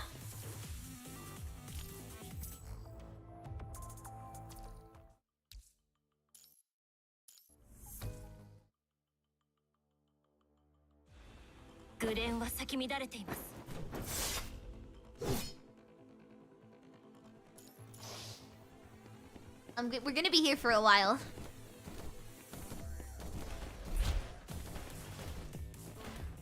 Or not, apparently. Oh god, maybe not. I just don't like how there's no pattern to how they walk. It is purely random. Meaning you can't! I wasn't even in the field of view! You could I wasn't in the cone! I wasn't in the code! That's not fair! I was not in the range of sight there. I was not in the field of view.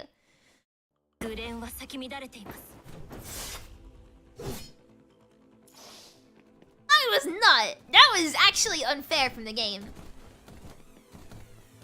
How?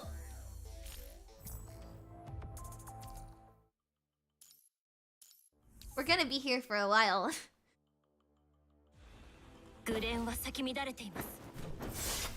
Heavy molding emote when?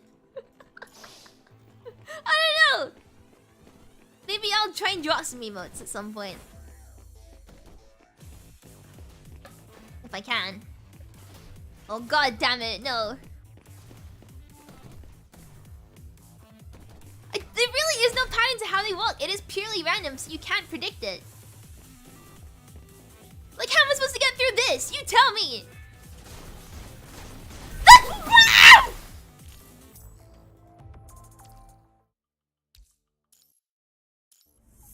It is just luck. It is pure luck. This is just luck. There's no skill to this.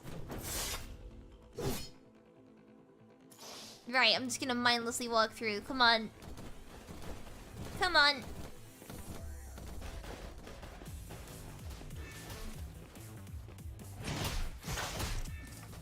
Really? The one time I don't even think about it and I get it first try? Finally, am I free? But where should I go next? Luna! 戦闘終了。お次の戦闘は何ですか？ Look, I don't like stealth. There we go.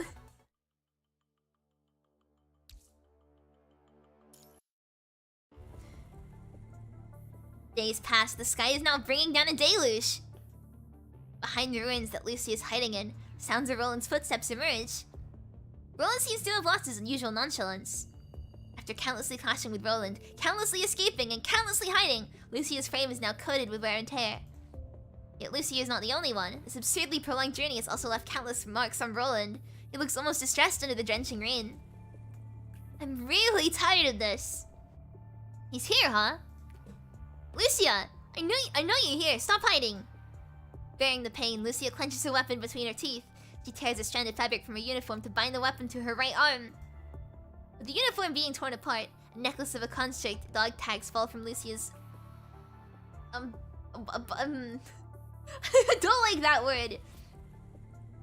Bosoms. Lucia closes her eyes slowly. She finishes in a few seconds, lightly tilting her head up. She kneels and picks up the dog tags, then crowns it once more around her neck. With this done, Lucia leans herself against the wall, pushing herself up, silently waiting for her opportunity. In the distant ruins of the buildings, Gabriel, with a dark umbrella, escorts Luna under the rain. Luna's thoughts wander, causing her gaze to land on where Roland and Lucia disappeared. It's been a week and we still can't keep Lucia under control. It would have been much easier if I didn't rush to use ascendant powers on her. But during her escape, we've encountered each other quite a few times. If she's just confused. Or perhaps she was never confused. Instead, her hatred of the punishing virus has overtaken that of my... Struck with an idea, Luna perks up suddenly. She turns and strides in a different direction than Roland and Lucia. Gabriel tries to follow, but is denied. I need to leave for something. Gabriel, stay here and make sure Roland doesn't get out of control. Then destroy him or my sister's frame. Understood. After scanning around for some time, Roland finally manages to locate Lucia. He shifts cautiously towards her. Girl, you must like that gun of a corner. The moment Roland reaches for the blind spot of the wall, Lucia flies out from behind and cuts horizontally at Roland's neck! Yet it only connects with Roland's chain whip. Knowing of Lucia's planned ambush, Roland easily foresaw the attack. Just a wee bit off. Pity you lost your chance. Now my turn. Roland curls his chain whip and handily redirects Lucia's weapon to the ground. He then rams into Lucia with all his might and sends her flying onto the street. Roland bends over and gasps for breath of air. He trains his gun on the prone Lucia while limping toward her. Finally! Nowhere to hide. After being knocked down, Lucia attempts to stand up by leaning on her weapon. But before she manages, Roland's gun is already glued to her head. Don't move or you lose more than a leg.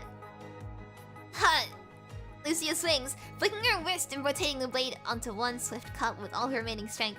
The sudden impact staggers Roland, forcing him to stumble back to stabilize himself. Before Roland could press forward again, Lucia has already pointed a weapon at her heart. What? Roland never thought Lucia had the staunchness in her to do this. Lucia! Before the blade could pierce through her heart, the sudden yelp from the distance interrupts Lucia's movement. She looks back and sees Luna approaching slowly from the other side of the street. Rain lacerates Luna's frame, yet her determined and noble aura fades not in the slightest. What betrays her, though, is the agony written on her face. Dying is much easier than trying to live in this hell. But did we not promise each other that we would live on together? The little shadow of a sister who couldn't even manage herself without you. That sister lived on, and she's right here in front of you. And now, you're going to leave me? Luna takes out the plushie from behind her. No! A dilapidated frog I can't say the word. Dilapidated frog plushie. It's not the original one. I found this in some ruins nearby. Because I left the original one to you, my sister. Is that plushie still there? Lucia remains still, but tears already lingering, lighting her cheeks.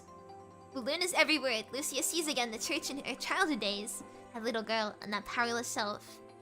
Two figures enter from the distant street. As they close in, the blurry image of the girl becomes clearer and clearer in Lucia's eyes. Lucia, when can I go out with you?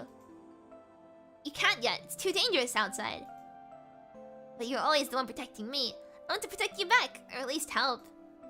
I promised Mother and Father that I would never let anyone hurt you, so I'll handle the riskier parts.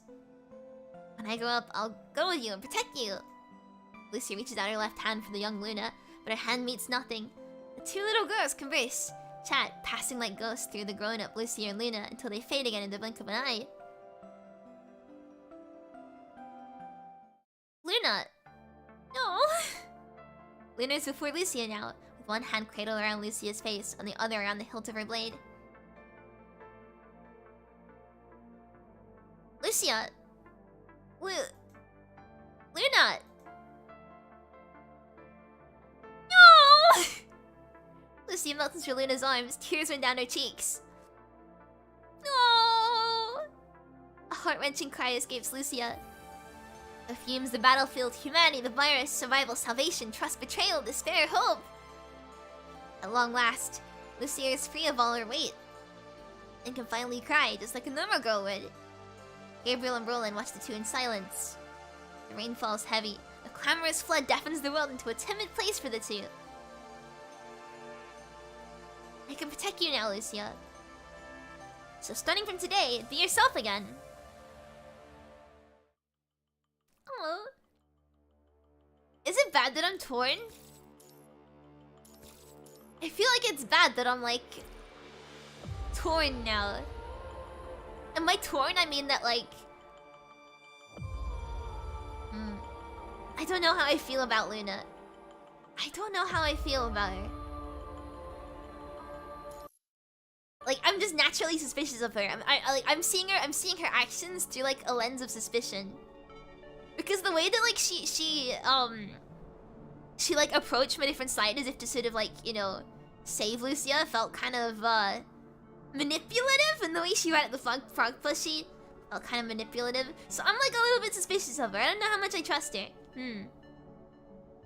I'm wondering if she's doing that like purely to get her on her side, especially the fact that she wants to especially the fact that she wanted to get the other Lucia on her side as well. Like, why would you want two sisters, especially if one of them isn't the real sister? Why would you want that? Like, why do you want a copy of your sister? I think I don't know if I like her too much. Oh, each chapter eventually. Oh yeah, I'm pretty sure most of it will be explained next chapter. But like, I'm just still very uncertain of her. I don't know if I trust her. Because as like a human, she's really pure, but I don't know how she's as a construct. I don't know if she's as like nice as she comes across. I'm very suspicious. That's my point. Over this into purification filter of City 015 or City 015. Alpha slowly opens her eyes. Luna, what's the matter, Lucia? I want to meet her. Alright, have fun.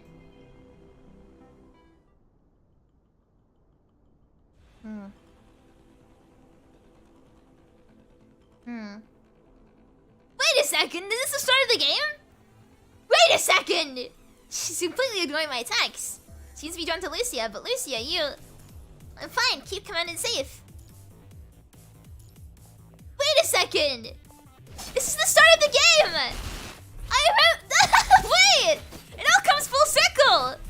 Oh, wow! Right, well, let's not die here. That would be really embarrassing if I die to, the baby, Lucia. God damn it. She's hitting hard. But that means I'm dodging badly. Come on! How do you have, Lucia?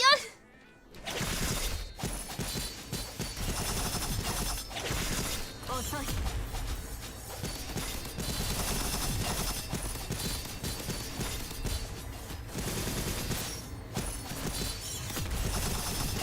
There we go! Oh. Couldn't even do that in time.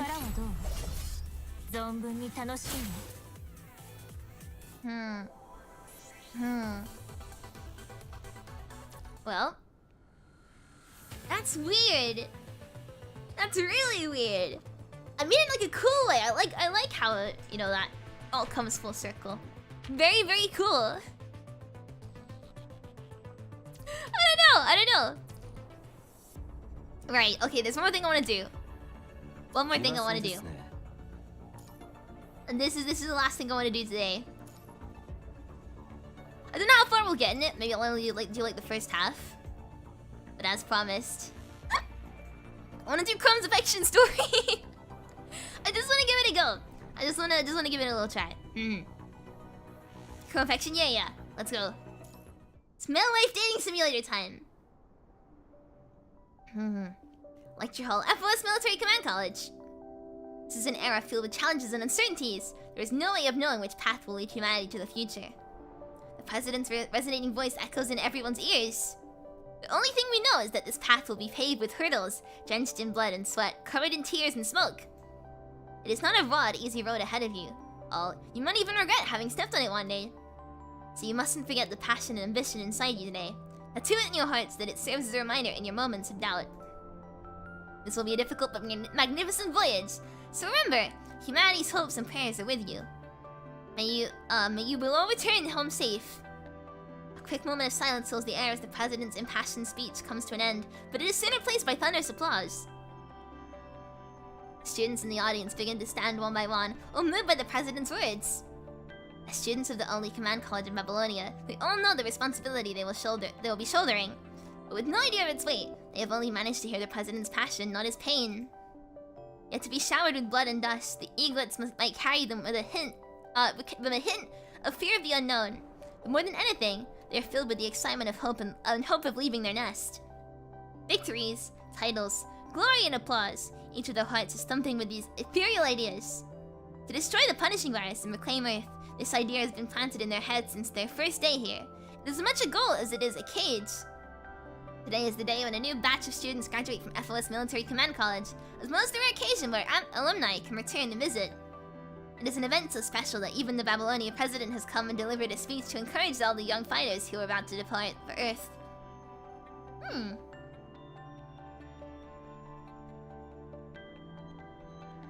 You stand behind the curtain, quietly observing all the hopeful faces of your juniors.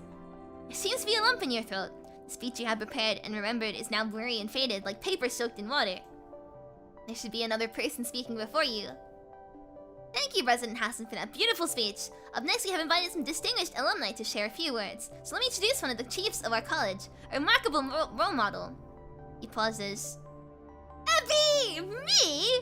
Whoa! You were stunned by this sudden change of plan. It is now your turn to stand there in the limelight, to face those aspiring, innocent eyes that are untainted by bloodshed. It is now your turn to stand in front of the podium and say those meaningless slogans. The host is still calling your name, but your legs are frozen, incapable of moving. Suddenly, someone taps you on your shoulder. Chrome! You turn around to find a familiar face. Look at that smile. Chrome! The young construct stands quietly behind you. His slender figure, confident posture, and pale blonde hair are carefully curated and attentively maintained. He looks the way he usually does, except there is something different that you cannot quite pinpoint. He's smiling, that's what's different. You surely adjust your shirt collar and fixes the tilted metal on your chest. Instead of the slightly unkempt way your clothes were, you now look as graceful and refined as the construct before you. They're calling your name, Abby. He seems to see right through what is troubling you. Don't let those who look up to you wait. Speak your mind and that is enough. Then he slowly turns you towards the stage before gently nudging you forward. No, Chrome! I don't want to do it! He uses just enough force that you do not trip on the sudden movement while still appearing to walk with intent and strength. You simply feel an unwavering presence supporting you as you step out. You part the curtain and stand before the audience, but you cannot help but turn back. Chrome is still standing in the shadow of the veil. Noticing your gaze, he gently nods. You don't have time to ponder where that loneliness you find on him comes from. You follow the motion and walk towards where the spotlight is. Standing there, you take a deep breath. Congratulations, graduates! This is a day to remember. And you deliver your speech the way you wrote it, the way you intended. When it is over, You look around, but fail to find the golden glow of the figure who gave you the support you needed. Where'd you go? As the ceremony comes to a close, you decide to take a casual stroll around the campus, enjoying the moment of respite, which has become so rare since you graduated. Sitting there, I realized that's what I was gonna say. Oh no, wait! Oh, I got confused. The corridors are empty as the students are all gathered in the hall, talking to the renowned alumni about the fun moments during their tours and the aspirations the students have for their future. You, however, have no interest in that kind of conversation, so you manage to find an opportunity to sneak away. Without realizing it, you've arrived at the door of your old classroom. You expect to find it empty as well, much like the corridor outside. Instead, you step through the door and run into a golden-haired figure. Whee!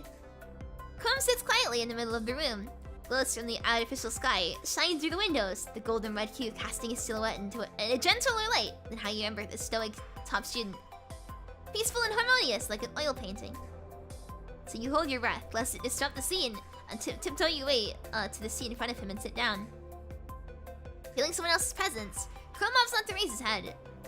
You turn around, your arms crossed on top of the back of the chair, and you rest your chin on your hands, staring at Chrome. Aww. As you notice the hologram projected on the desk before him, its light blue projections forming a chessboard in the air. Noticing your gaze, Chrome finally looks up and stares back. You look at each other, both of you coming to an unstated understanding. Chrome does not question your presence here, and you do not ask why he's here in the first place. Eventually, Chrome breaks the silence. A game of chess, Evie? I can't play, but sure! You almost feel like his words transported you back to when you were a student. As if the person sitting in front of you is not the captain of Strikecock, and you have yet to be the commandant of Grey Raven. I can't play chess. When I try and play chess, I end up playing what I like to call suicidal chess. Because I don't know what I'm doing. And if you don't know what you're doing, how is your opponent supposed to know what you're doing? Right? Just a student who has arrived early asking another student who has just arrived to join him in a game of chess. You meant to answer, but Chrome already understands your unspoken yes. So he raises his hand, his palm out in a gesture of please. White goes first. I look forward to your opening, Abby. You think I know what I'm doing? Of course I don't. White goes first, e2 to e4. Following your command, the pawn on e2 advances 2 squares. Chrome slightly frowns and thinks, then he makes up his mind. e7 to e5. A black pawn in the same file this moves forward as well. The 2 pawns meet in the middle of the board. Without hesitation, you issue a new command. f2 to f4. With that, the pawn on the f file moves next to the pawn on the e file. And Chrome's forward brows relax. King's Gambit? I don't know what that means, I'm just gonna smile and nod. Bro, the pawn's kissing? I was thinking the same thing! Chrome considers it. Classic move. As Chrome suggests, the King's Gambit is indeed a classic chess opening, offering the white pawn on the f file to lure the black pawn on the e file away. If black takes the gambit, it will expose itself to danger. Chrome has 2 choices, take the gambit or refuse it. e5 takes f4. He has taken it. f1 to c4. d8 to h4. e1 to f1. b7 to b5. This is how smart people flirt! I'm not smart enough to understand this. I understood Lee's binary. I don't understand chess. c4 takes b5. The chess pieces shift and move. Orderly, the 2 of you play, issuing a new command as the other finish making their plate. Suddenly, Chrome slows down, going quiet as your piece finishes moving. This is my seat. This is my seat as well. Is that so? Yeah, if we were in the same year, I'd be sitting in front of you. Chrome smiles. The suppressed stillness in the air around him also vanishes right as the corners of his mouth lift. The real Chrome has not shown up until this very moment. You finally say the belated greeting. Good afternoon, Chrome. Good afternoon, Ambi. Nostalgic, isn't it? It is. A selection system in the Gestalt classes, things like that. Are you also bothered that you would always get picked being the chief? Of course! The Gestalt system does adjust the students' probabilities of getting selected by evaluating their attributes. That is true! And you must get picked a lot. Chrome closes his eyes. Selected Langston Smith. Please wait for the system's grading. Please answer the next question. The voices from the past still echo in his ears. Is that Langston Smith? Son of an administrative officer, student representative, a true genius. He's even got a pretty face. Some people really have everything. What are you inviting him for? We ain't on the same level with a genius like him.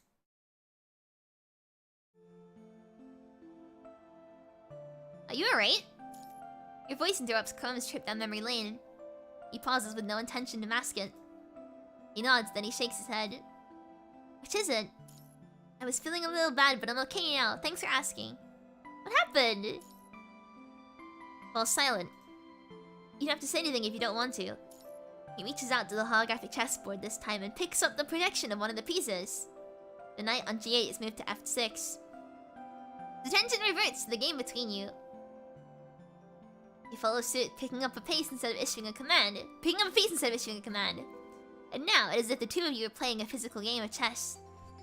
The person who was supposed to talk before you was me. Black Queen moves to from H4 to H6. Really? White Pawn on the D file moves from D2 to D3. It was cancelled in the last minute. Black Knight moves from F6 to H5. Why? White Knight moves from F3 to F4. I didn't think a construct had the right. No! No, we don't... Don't like that. Crumb delivers his line calmly as he gently places the queen in his hand on G5. Oh. The son of the administrative officer, the chief of his year, the one who had it all. Genius's existence does not bother many people, but their downfalls are undoubtedly the most captivating gossip. Due to using mind connections so intensely to the point of self-harm, he suffered incurable mental damages that disqualified him from forever being a commandant, and he instead volunteered to be a construct. Everyone will hear about this story one way or the other, even without actively searching for it. FOS Military Command College is meant to cultivate commandants that can command constructs. Instead, he ended up as a chess piece to be commanded. Although his specialized dimmer device means that he does not have to be bonded to a commandant, just being a construct is enough to class Chrome into a narrative he cannot alter. Allow a construct on a stage to speak as an alumnus. Some people, this is as offensive as a subordinate ordering his superiors around. Even when this construct was once a chief on FOS. That is all in the past now. No. Should we pause? You hold the game for some reason. Chrome stops his move. Not a bad idea. It wouldn't have been proper if we keep playing while our minds are filled with thoughts other than chess. I'm not in the right mood to play anyway. After all, playing chess is one of the few things left that relax me. Do you enjoy it? Enjoyment was not a factor when I first learned it. As a smith, I had to master everything in every field. Especially when my father would play with me once in a while. I lost the first few games, however, and it greatly disappointed him. To gain his approval, I practiced frantically after school. Unexpectedly, I started to appreciate the joy of chess as I practiced with the AI. With just 64 squares, it contains possibilities that a person cannot fathom even with a lifetime. It takes so much time just to come up with a tactic and a counter move, but that time never feels wasted. So it became a personal love of it eventually, and I've been playing ever since.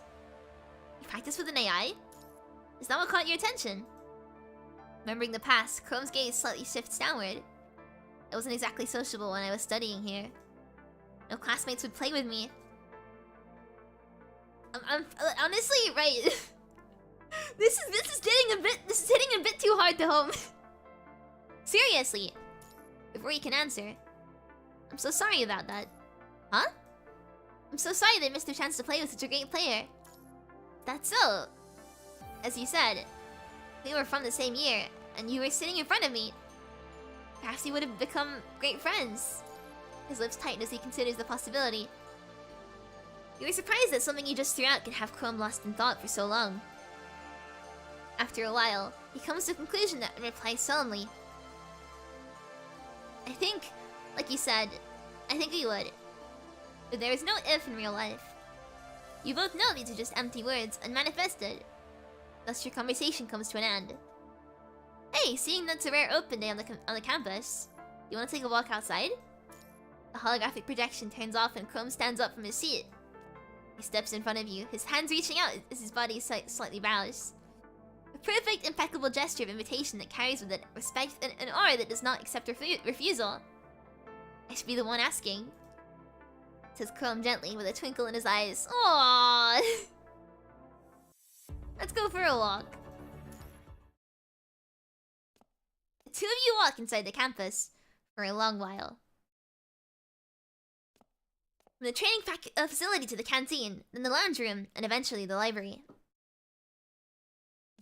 The library contains books and articles from the Golden Age, many of which are said to be the WGAA's donations. Many materials inaccessible at the center of basic public education of the original copy stored here. Privilege for the students who are about to confront the real world. But they are rarely read. Students here are always busy. They can recite the 3 fundamental contradictions of a military system. They do not have time to ponder the long-term effect of technological revolutions. The library thus become a place to self-assess instead of a place for more knowledge. Only a few students are here now because of the ceremony. You do not cause any commotion when you enter with Chrome, unlike before. Returning to a familiar place has woken your muscle memory. It guides you as you lead Chrome to the 2nd floor. The library would always be filled to the brim back then, right before tests and exams. But there is a place on the 2nd floor that is always free from disruption. Hidden behind a few shelves is a haven only few know about. Every student has their preferred spot in the library, and this one is yours. Chrome has not said anything on the way here. He just follows behind you quietly. He does not seem to be curious why you've led him straight here after you entered the library. Instead, he acts as if he knows this route like the back of his hand. At one of the corners, he turns the correct way before you even take a step. When you reach your destination, he does not sit down. Instead, he walks to the shelves to the side, his fingers gliding across the spines of the books. His long and slender fingers stop precisely on one of the hardcover books. Gently with the tip of his finger, he pulls and removes the book from the shelf before heading to the seat opposite you, opening it as he sits down. The title of the book has been scrubbed unrecognizable. Chrome holds the book with familiarity as he just retrieved the book he was halfway through and returned to the shelf yesterday. You know this place well? He can't help but ask. He purses his lips. As much as you do, I imagine. There's no need for more words. You both picked up that you are regulars here from the sense of familiarity in each other's movement and action. Chrome holds a finger before his lips and makes the hush gesture. We should lower our voices. Don't disturb the juniors. You try to lower the sound of your chuckles. How incredible life is. You're running into someone who has grown up as similar as you have, but ends up somewhere so drastically different from where you are. When I was a student here, I loved to study in this spot before the tests. He says quietly as he flips through the book in his hand. I like it here too. It's quiet. Exactly. Not many know of this place either, so I don't have to worry about having my spot taken. He quiets down for a moment before speaking again. I must admit I was a little surprised at first. I didn't think you would know this spot. Of course I do. I've seen sunsets and sunrises on this very chair. Can't imagine a chief graduate like you would study overnight in the library for a test. You're a chief as well. My apologies. I shouldn't have neglected your efforts just because of your title. It's alright. It's not, even if you don't mind me overstepping. I cannot forgive myself that easily. Aww. Chrome suddenly puts down his book and stands up. Please wait here. Sorry, I've been kind of lost in thought reading this out loud. It's kind of weird. I've been... I've just been thinking while reading this, like imagining it and stuff. Chrome's really nice. He bows his head toward you before hastily walking away. Chrome has not technically been away for long, but from where you are sitting, eternity seems to have passed. Bored, you glance at the book Chrome left on the desk. It is still open where Chrome left it. Every complicated question has an answer that is simple, concise, and wrong. The duality and uncertainty of the future could be an argument for us to consider how the technological revolution will impact politics and wars. Well, not only have revolutionary technologies been implemented into wars, but they're also done on an unprecedented scale. There'll be consequences unanticipated. Which is to say, the distant future will follow the ebbs and flows of history as it unfolds here and now. More similar lines and paragraphs cover the pages. Right then, Chrome is back. He returns with 2 paper cups in his hands. Noticing that you're reading the book he was going through, he thinks nothing of it and places on one of the cups before you. You pick it up with both hands, staring at the dark brown liquid inside. Double espresso? That's right, think of it as my apology. I don't like coffee, but I'll accept it.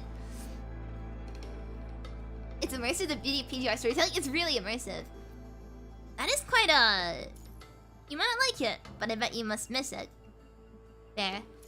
No, students who study overnight do not require a shot of caffeine to keep their eyes open. It seems to be a default now for schools to have a cafe next to the library. An appropriate apology indeed, all things considered. The warmth in your hand represents years of hardship no one realizes. No, someone does. Gom has already emptied his cup. His brows do not even furrow, seemingly long accustomed to its bitterness. In an instant, you recognize all the hardships behind his halo of glory. And so, you empty yours as well. You stack your cups and push them to the side. Are you interested in this book?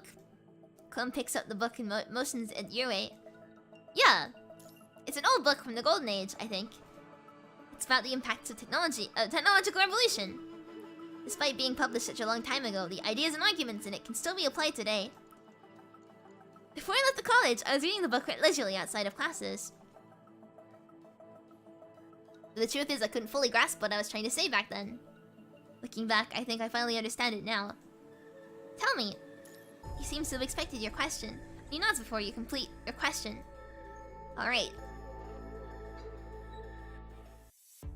Which one was that? Wait, which one were you just on? I've lost track of what one we were just on. None of it's the school setting, but this feels more like a fanfic than the others. It really feels like a fanfic, yeah. Which one were we just on? I can't remember which one we just did. I've lost track completely. Was that 5 or 4? It was 4. Okay, we need to do 5 then. What comes after humans? You're creating our successors at this very moment. They're as capable. Oh, as in we were on 4, we had to do 4. They're as capable as humans. You'll grant them capabilities that exceed humans. Scientists will have to evaluate their fruits of labor soon and confront the moral responsibility of their actions, especially so when their inventions will chart the courses of humanity's future. We cannot hide inside our laboratories with our research, without considering the ethics of its nature. Line after line, Chrome reads here the key ideas of the book. There is no need for further explanations. The lines are plain and straightforward. This book, written during the Golden Age, accurately points out the problems of human societies that persist today. Following the same upward spiral, the subject in question might be different, but the problems it produces are largely the same. This never-ending war of the punishing virus has covered up what should be plainly obvious for the game of life and death. What humankind is confronting in this age of both old and new, this liminal bedlam, is not born from the punishing virus. It stems from the inherent conflict of humanity itself. Constructs and humans are the best examples. How should constructs be defined? Are they of us, or are they other? No one is yet to provide an answer that satisfies everyone. How do you feel about this, Abby? Regarding this topic, I don't think I have the right to speak on it, unlike you. I must disappoint you then. I've never stopped thinking about this, but I have yet to come to a conclusion. And that should be my answer, too. I think most people would say it's the latter. The other. That was the reason for what transpired earlier today. Are you disappointed? You seem to have asked something similar not long ago. No, I'm not disappointed. It wasn't unexpected. I'm just concerned. Tom's eyes stay on your face, but he has his gaze on something far more remote. Somewhere in the far future. The pink hue of artificial dust quietly fades to a navy night sky. You might find my concern ridiculous, but I worry that the world is getting a little colder. You inadvertently speak your mind before Chrome can finish his sentence. That wasn't what I wanted to say, but you understand what I was going for. Position conflicts with others so people can be indifferent to the casualties of battles. This war will create new problems for humanity, and it's not the punishing virus. Wait! That's a really interesting take I hadn't thought about before. I just thought people were thinking about conflicts with others because they're different, but not because then it makes them feel better about their deaths in war. That's the take that I haven't even considered, and that probably makes the most sense. Huh. I don't know. That's interesting. What is legal and what is moral? The line between them will only get more and more unclear. When I was confused, if not enraged by this idea, I came to the realization of something else. Even if the punishing virus is eliminated, it's still possible to find more conflicts in the future, leading to more clashes and wars. He does not specify what will be warring with whom, or who will be warring with whom. Even now, it's too cool to say them out loud. Perhaps I don't feel too pessimistic about it. Oh? Some people are thinking about it. Some people are looking for a way forward. Like you. Chrome stays silent. And the silence stretches longer than usual. In the end, it's neither you nor Chrome who breaks the silence.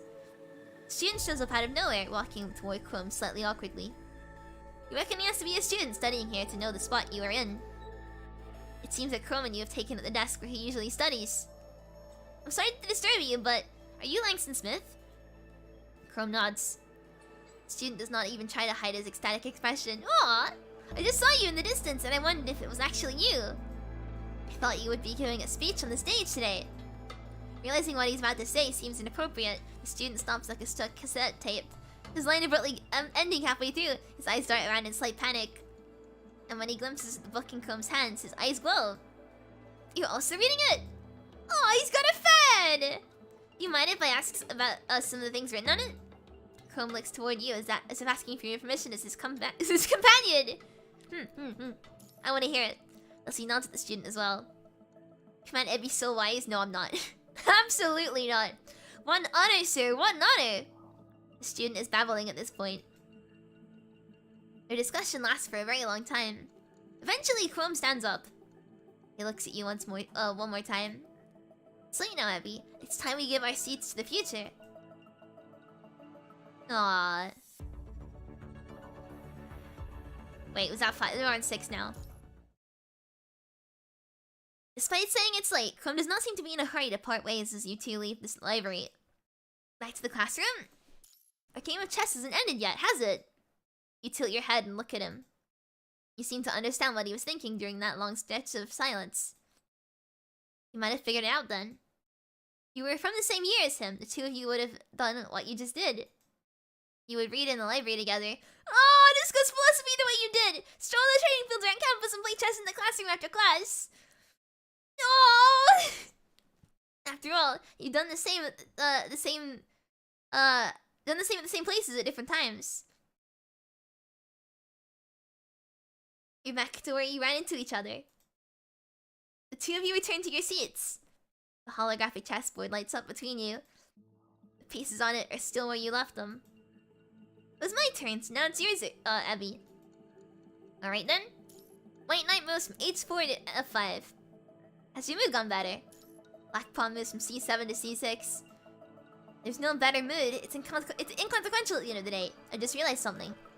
White pawn moves from g2 to g4. And what is that? Black knight moves from h5 to f6. We'll talk after the game. Sure. White knight moves from h1 to g1. Battle on the chessboard grows more intense. In the end, White queen moves from f3 to f6. Chrome's clutched fists press against his lips, him pausing to consider. You sacrifice your bishop on your 11th move. You sacrifice both your rooks on your 18th move. Now you're sacrificing your queen. You have fewer pieces than I do. You know what I've been thinking about? I do. He picks up the black knight on g8 and takes your white queen, placed on f6 as bait. In response, you pick up the white bishop on d6 and move it to e7. Checkmate. The game is over. Chrome does not look disappointed, and you do not look gleeful either. You just stare at each other for a while before breaking into smiles. Oh! When did you hatch this plan? Same time as you did. In the very beginning, then. The Immortal game. Exactly. Chrome and you have actually been replicating a legendary chess game.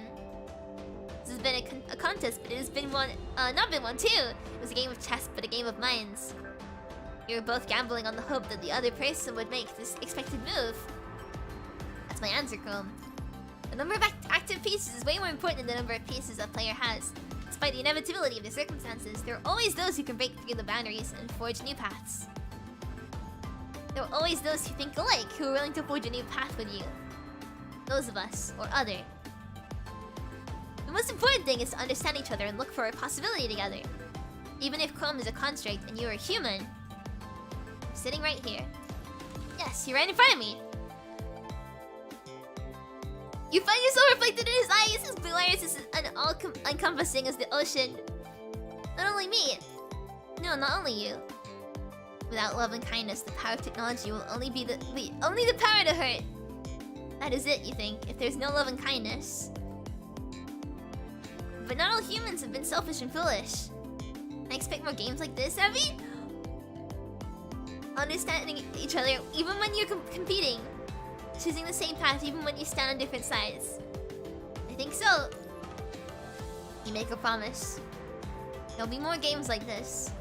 It's a promise and a vow. Oh! That's really, like, sweet.